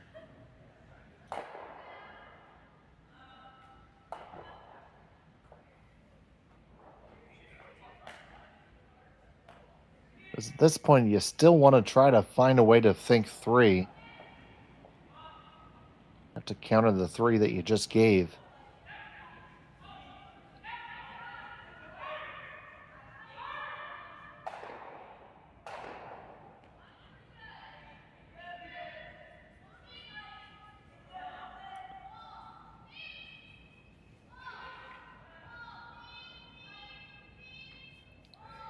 Coming down with just with like board weight.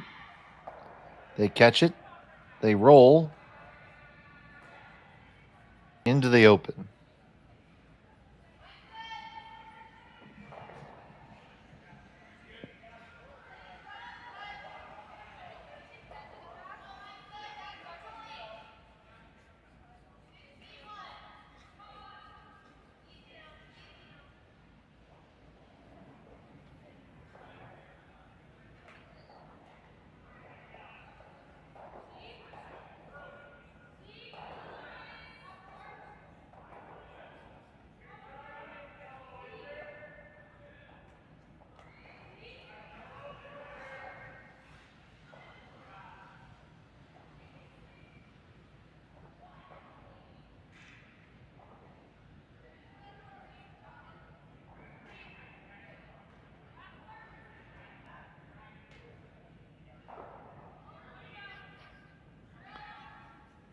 So last stone from Cory.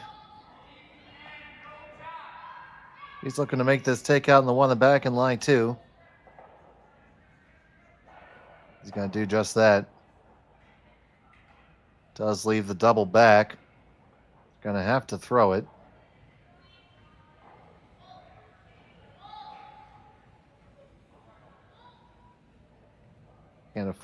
Can't really afford to wait any longer to throw this.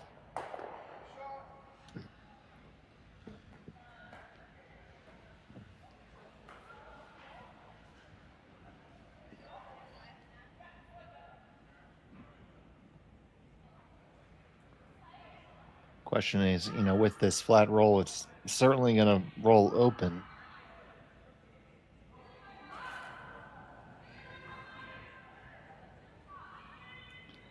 A couple spots to hit it perfect where it won't, but quite a few more that aren't.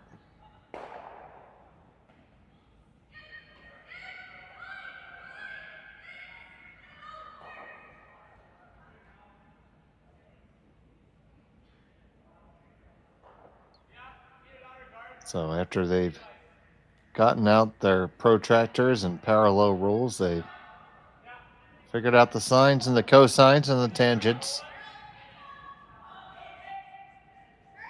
Tangent being the most apropos.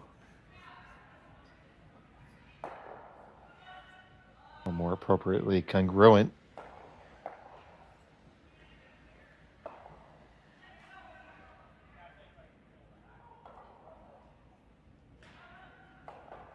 It's just a sliver less dice.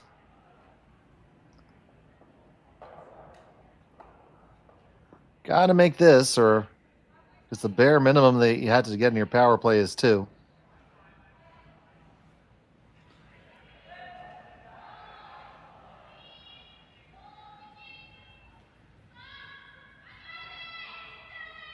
Trying to walk it over, this is not even nose.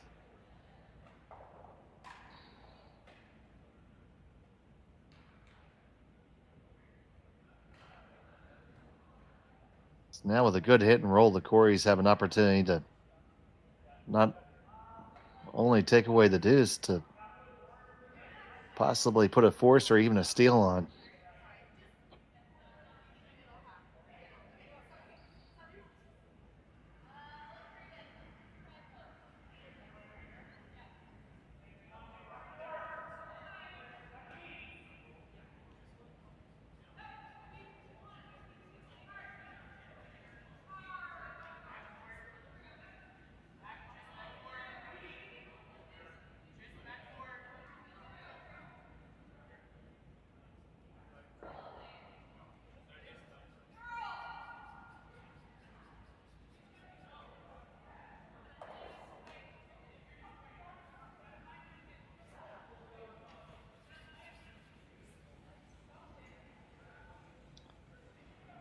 So Cory Thiesse trying to hit and roll underneath cover here.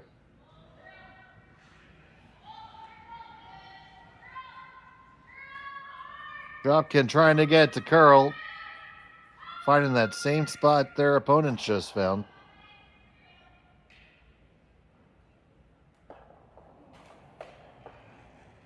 And it does not come in for second stone. So now it's just a nose hit and the one in the back for two.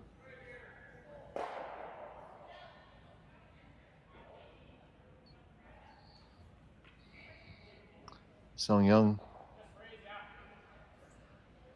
trying to figure out the ice that she wants for this shot.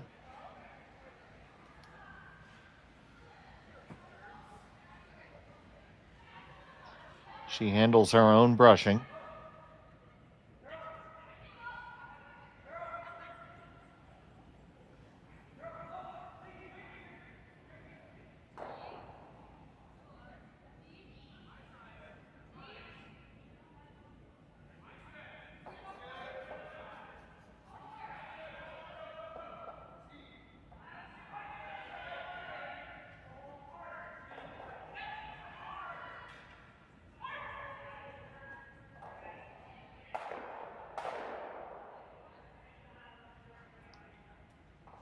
Final stone of the seventh end.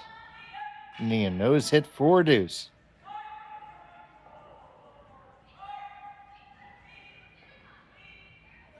Kim's going to let this curl up just a little bit. Looks like she has it no problem. And put two on the board for red. Thiesse and Dropkin will be coming home with hammer, down by one when we come back. You're watching Curling Stadium. Hey guys, what can I get started for you today? Bananas away, regular? And I'll have the rip berry, but can I get vanilla oat milk and I'll add spinach and ginger? And can I substitute the raspberries for strawberries? Also add the chia and hemp seed, and definitely have the power booster and the collagen booster. And can I get that blended twice? Wow. For Alicia, Custom Chaos? One of a kind. You're one of a kind. Booster juice, freshly made, your way. Developed over a decade in collaboration with the finest ice makers this side of the Atlantic, the Pebblehead PB5 is nothing short of a triumph of sophistication and craftsmanship.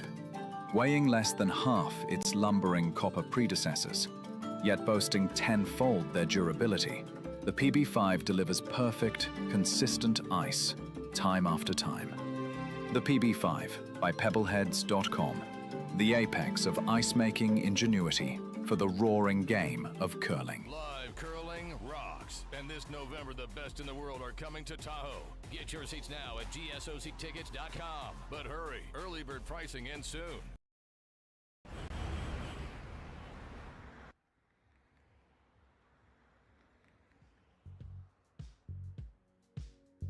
That's life. That's what all the people say.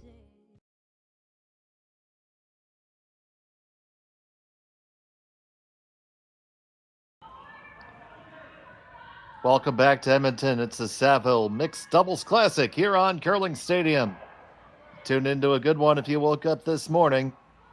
We have Kim and Jeong with a one-stone lead over Thiesse and Dropkin. Both teams have used their power play. It is Thiesse and Dropkin with the hammer here in end number 8. I'm Dave Schmel. I'm happy to have you joining us here on Curling Stadium. Please make sure you like and subscribe. Hit that thumbs up button.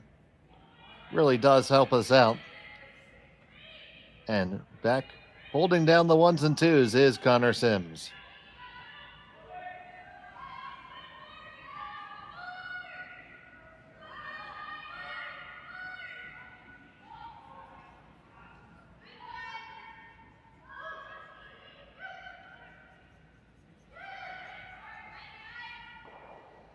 Cory Thiesse plays the old follow down. Gets a little separation, which is good if they're going to get a multiple score. Pretty simple. If the Coreys can manufacture a deuce, they're going to win.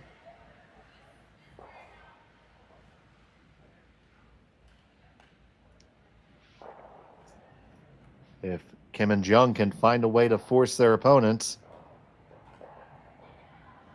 it would move the scales tremendously in their favor.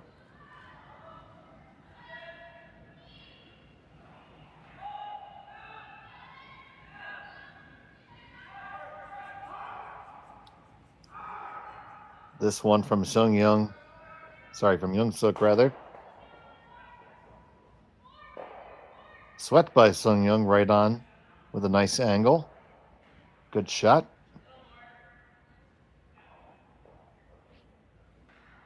So now Cory and Korey looking at it.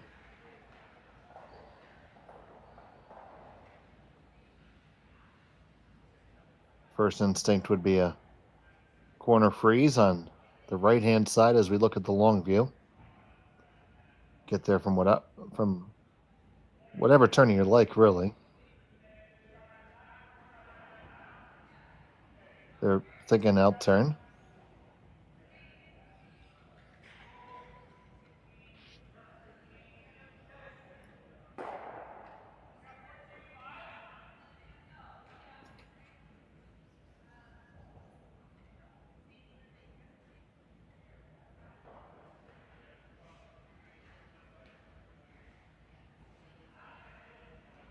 So Cory Dropkin is settling in.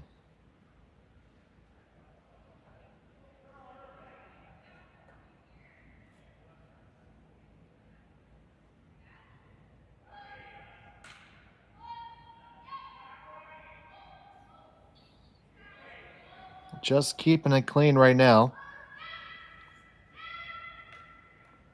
Wheat coming off of it a good deal, starting to lose the line. Just squeezes past the guard. Is it going to overcurl to the other side? Probably hangs on to just enough angle. It did certainly overcurl on him a little bit. There you see the situation. Shot stone belonging to the Coreys. Second and third to Kim and Jeong.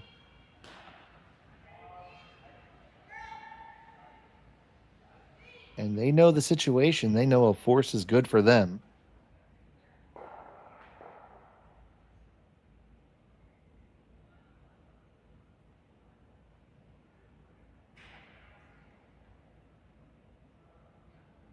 The tighter they can keep that area, and we see timeout being called. As the coach comes out, have a couple other final scores. Ueno Yamaguchi has defeated Wheatcraft and Nogler by a score of 8-3. Gray Withers is holding a 5-4 lead over Papley Van Amsterdam. Jackson Butler 9-6 after 6 over Damen and Van Amsterdam. Kalkin McAlpine 4-3 over Yarmuk and Sawiak.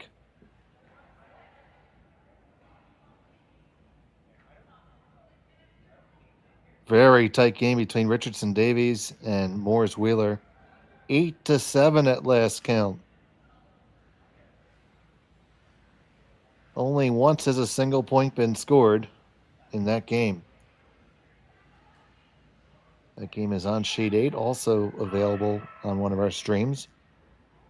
And a 5-ender for Yurko and Mason Wood to give them a 7-4 lead over Yarmuk and Hlushak. That gets you caught up on the scores around the barn here at the Saville Center.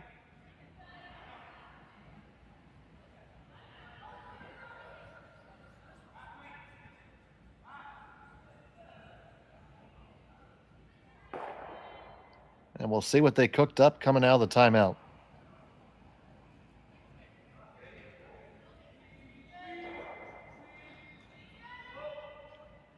You have an array of corner freezes available and also a straight guard available. See what they decided was the best course of action. throw an intern, so this is likely going to be of the guard variety.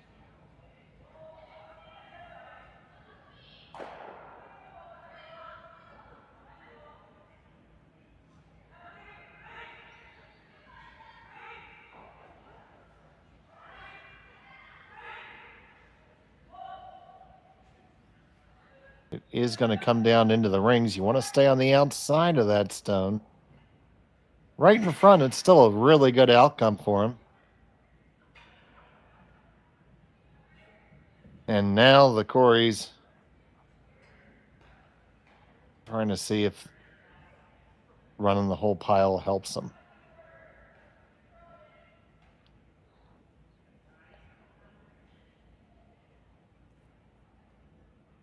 So you run the red guard back onto the next red. Timeout's being called. The yellow goes to the red. Both the red and the yellow are staying around. The yellow that's on the button is going to kiss off the red on the back of the button. Come out to the left a little bit, and then that red will dead jam back on the Thiesse and Dropkin stone and be sitting quite possibly one red if you were to hammer it.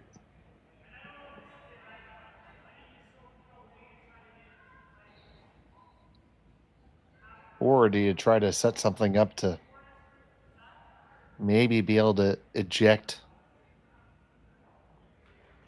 that red that's on the button later? You could possibly even just drop a stone over on the side of the rings to use to angle in later. Now, there's nothing to prevent, obviously, your opponent from peeling it off, which they would likely do. Could come down to your shot stone right now and advance it onto the back one. Would change the angles and possibly in your favor a little bit.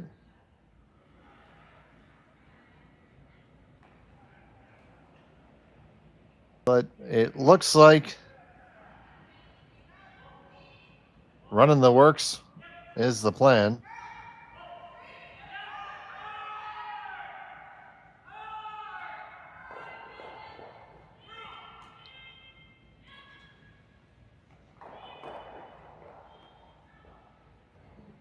Guard's a good option, Teresa.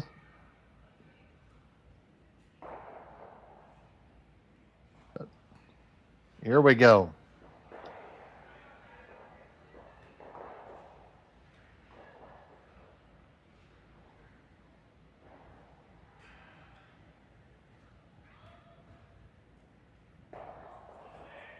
That one seemed to move unnaturally right there, just over the hog line.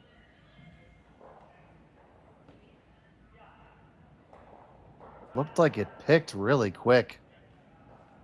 Let's see if he's doing the sweepy sweep. You take a look at it right there. It grabbed something and took on a lot more rotation.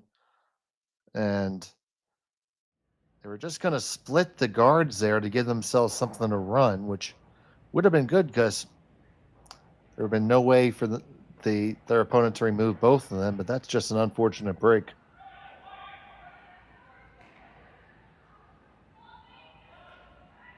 You see both Kim and Jeong performing housekeeping on the way back.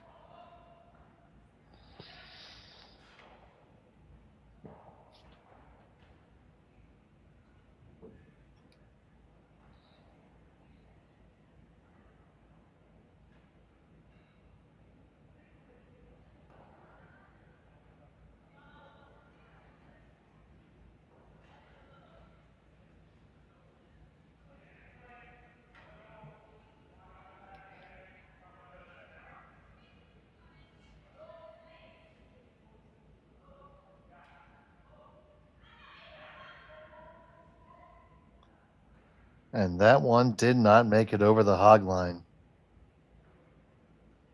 So basically, for all that, 2 free stones and nothing happened.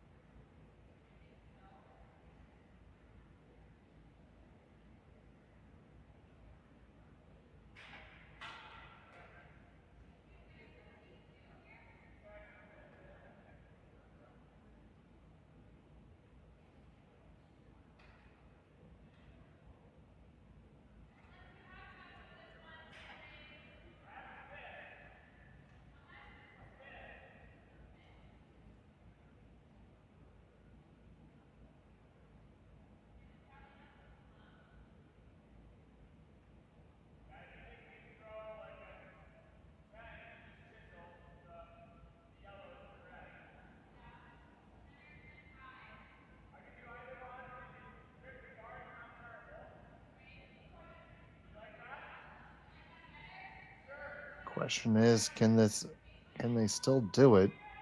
I think they're going to try to do the same shot again.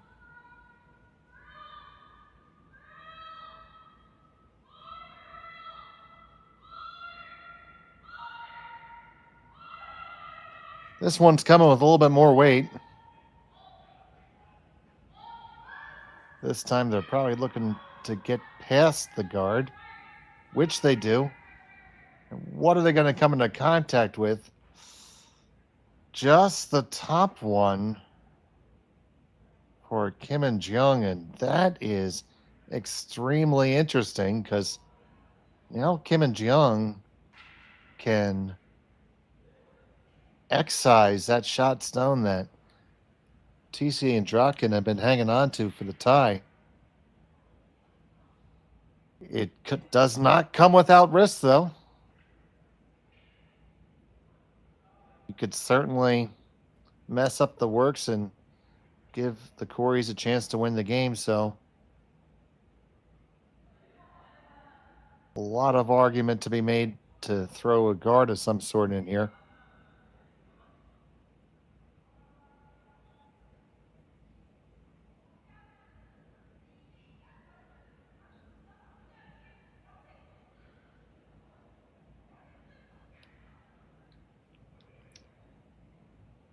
May not even be the worst idea to remove your own redstone and make it not be a weapon. I mean, that's the aggressive play right there, and it's certainly there. So even if you, as long as you catch the shot stone, it's going to go out the side. You're going to push your own back on to the TC Dropkin stone. But you're probably line 2, maybe 3 after that. Probably 2.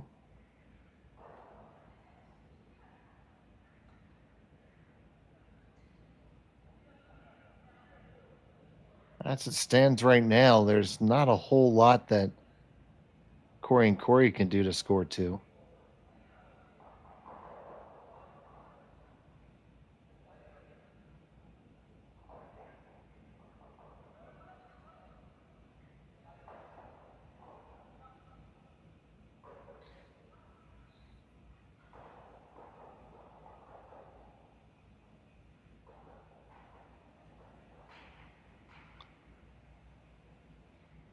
Final stone in the 8th for Seonyeong Kim.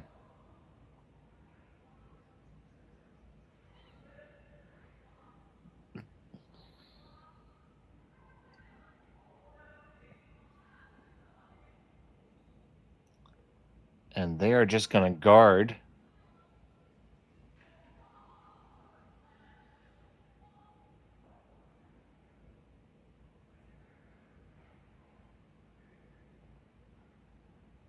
So they are frozen, so the drag effect comes into play.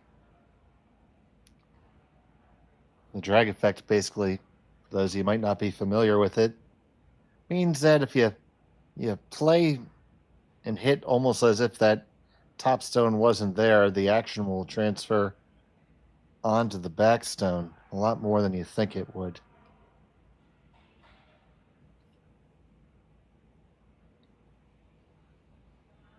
They're thinking that if they run this pair of red straight back using the drag effect, so they're going to have to hit about half the stone, that it will go back onto the yellow, onto the red, and kick it out just far enough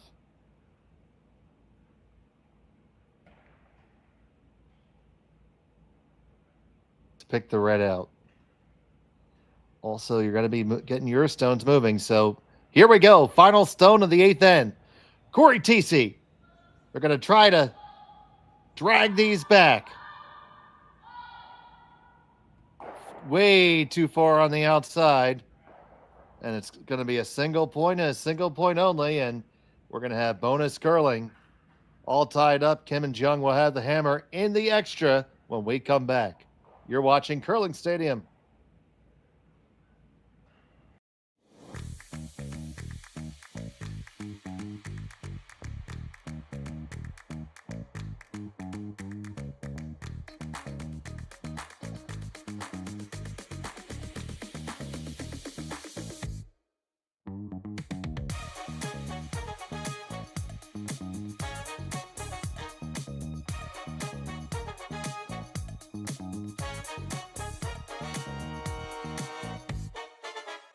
Hey guys, what can I get started for you today?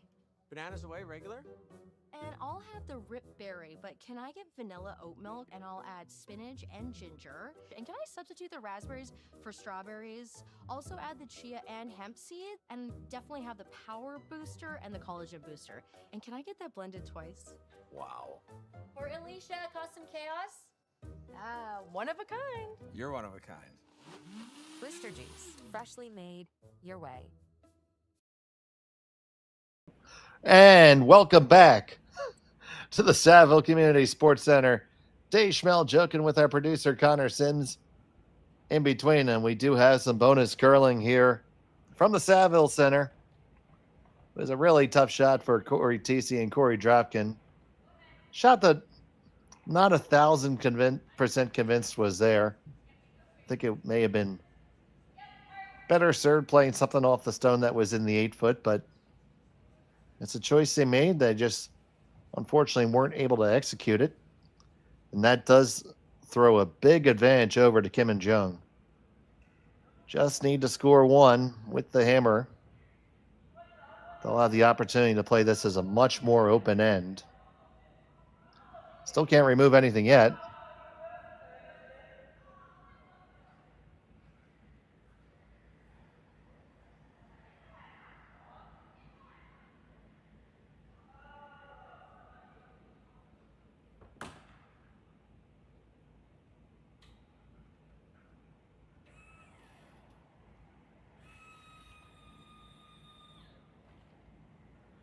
First one on the way from Seonyeong.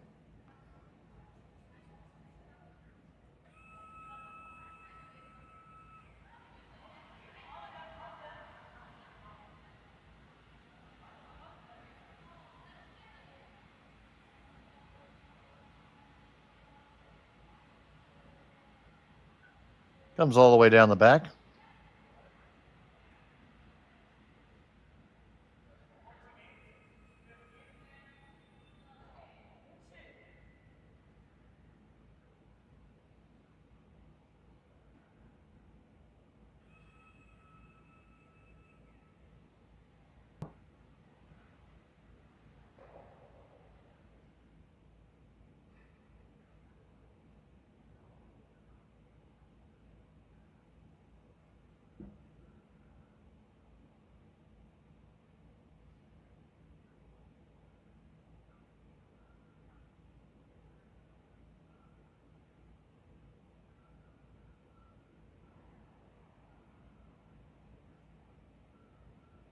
So Corey Dropkin's going to look to freeze one in there.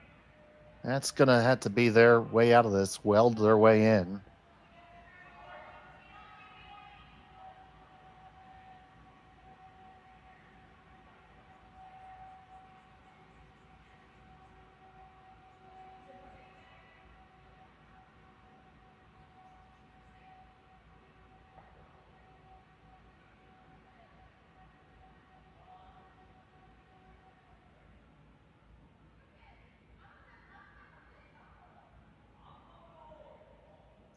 It got down there. Now 5 rocks.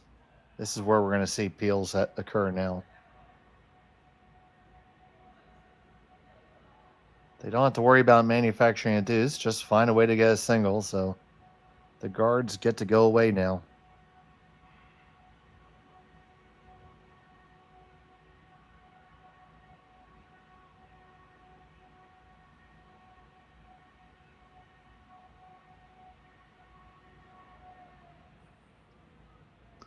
So here's Yeongseok on the peel.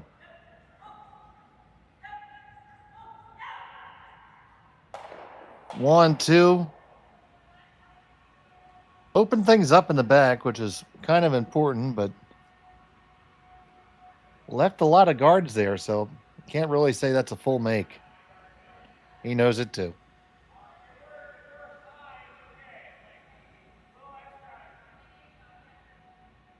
Opportunity for the Coreys to lock in there. They have to just try to find a way to make that pile really, really heavy.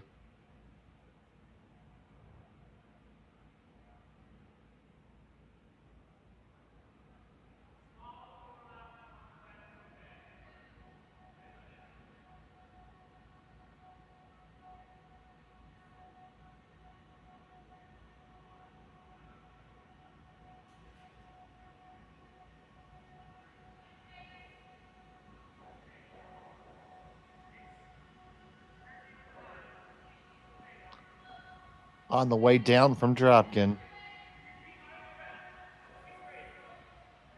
This one's just going to be a guard, which is not bad.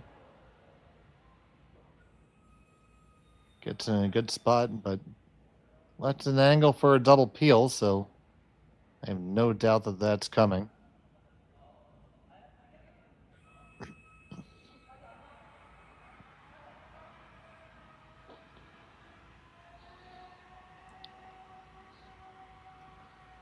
A really good shot could kill all 3 yellows here.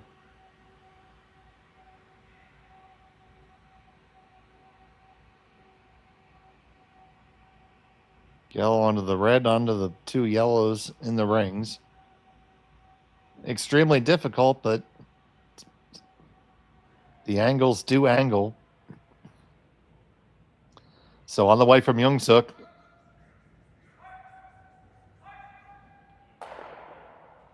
Only going to get the straight peel.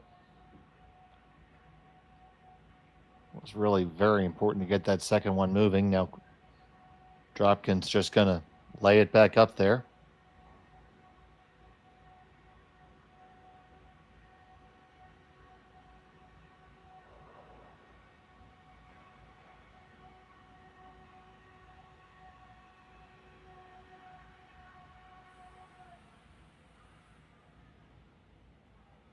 Our feature game is the only game left out there. So all eyes on Cory Dropkin.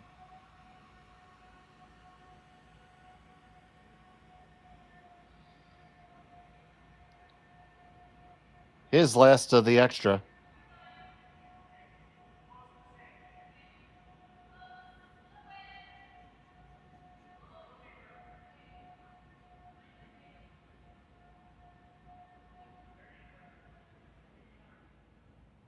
And the guard is back up.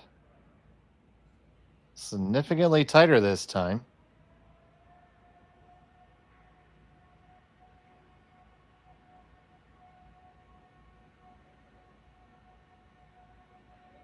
I think another peel has to be upcoming.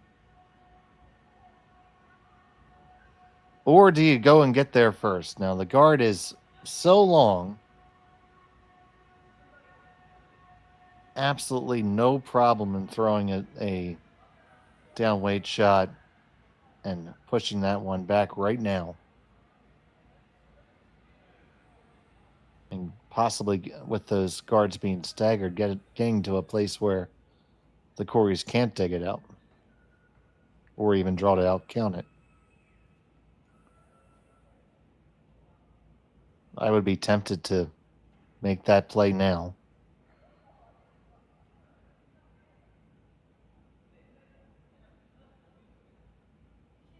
Now the question is, are you going to look to how far do you want to move it? Do you want to kill it? Do you just want to tap it back?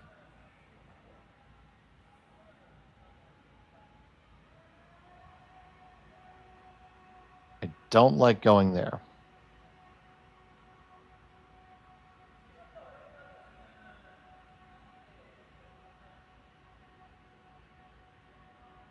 I think you just have to make a shot on the shot stone right now. The staggers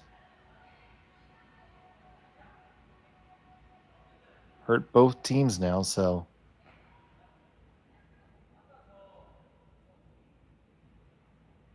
yep, they are going to make the play on it.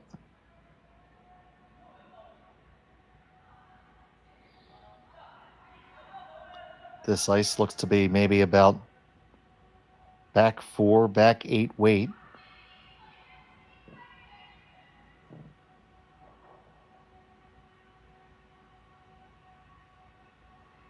So playing the out turn tap here.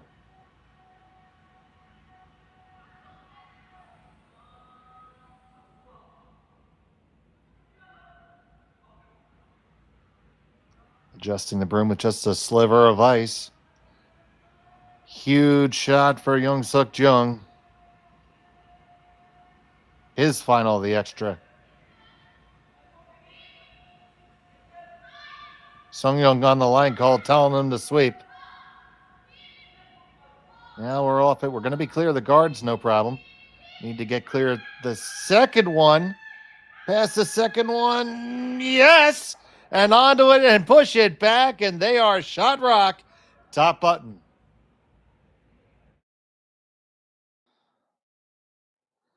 You see that? They played a dance with the devil in the pale moonlight. Past the 1 and past 2. And making the absolute best shot that was available. Well done.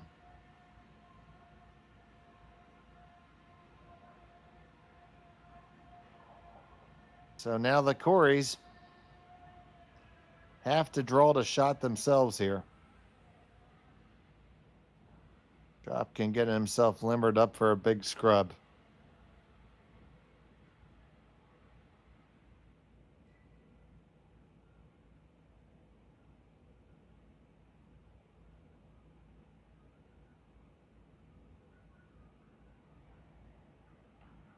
So here it comes, Cory Thiesse. Her final, the extra. Has to be shot rock after this. Needs a good piece of the button. Cory Dropkin. Watching it. It's going to have plenty of room past the guard. All about the weight right now. Has to settle in and stop on the lid. Settle in and stop. It does hold on. Shot stone right now for the Coreys. 2 ways to get there. They're going to play what is probably the easier of the two. Tap on the one they just threw. Now you don't have to get quite as friendly with the guards here.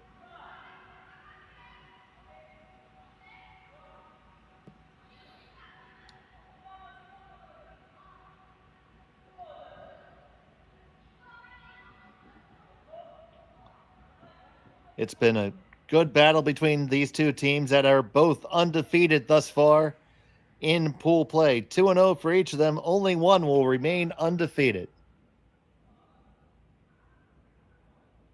It's Cory Thiesse and Cory Dropkin, line 1. Seonyeong Kim and Yeongseok Jeong. have the shot for the game.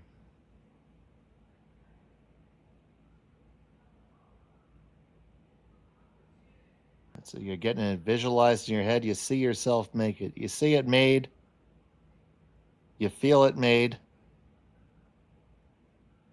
Now, you go and make it. Final stone of the extra, facing a loss. Yeongseok just watching it now, hard on the line. Past the first guards, no problem. Now here come the second set of guards. Need to get past this guy too. Really close to get ricochet off and just grab a little piece of it. You did not hold the line, and it's a steal of one and the win for Cory Thiesse and Cory Dropkin. Wow. Take another look at this. They said, man, we got plenty of room. We got all day. We got all the daylight. And then all of a sudden the daylight went away and they could not hold it. And they give the victory to Cory Thiesse and Cory Dropkin. So you can make that final 7-6 in favor of Thiesse and Dropkin. They remain undefeated, 3-0 in pool play. Kim and Jeong fall to 2-1. Stay with us all weekend here on Curling Stadium. We'll have all the action. Thank you so much for joining us. From the Saville Community Sports Center, for Connor Sims, I'm Dave Schmel. Thanks for watching. Live curling rocks. And this November, the best in the world are coming to Tahoe. Get your seats now at gsoctickets.com. But hurry, early bird pricing ends soon. Hey guys, what can I get started for you today? Bananas away, regular? And I'll have the rip berry, but can I get vanilla oat milk? And I'll add spinach and ginger. And can I substitute the raspberries for strawberries? Also add the chia and hemp seed, and definitely have the power booster and the collagen booster. And can I get that blended twice? Wow. For Alicia, Custom Chaos? One of a kind. You're one of a kind. Booster juice, freshly made your way.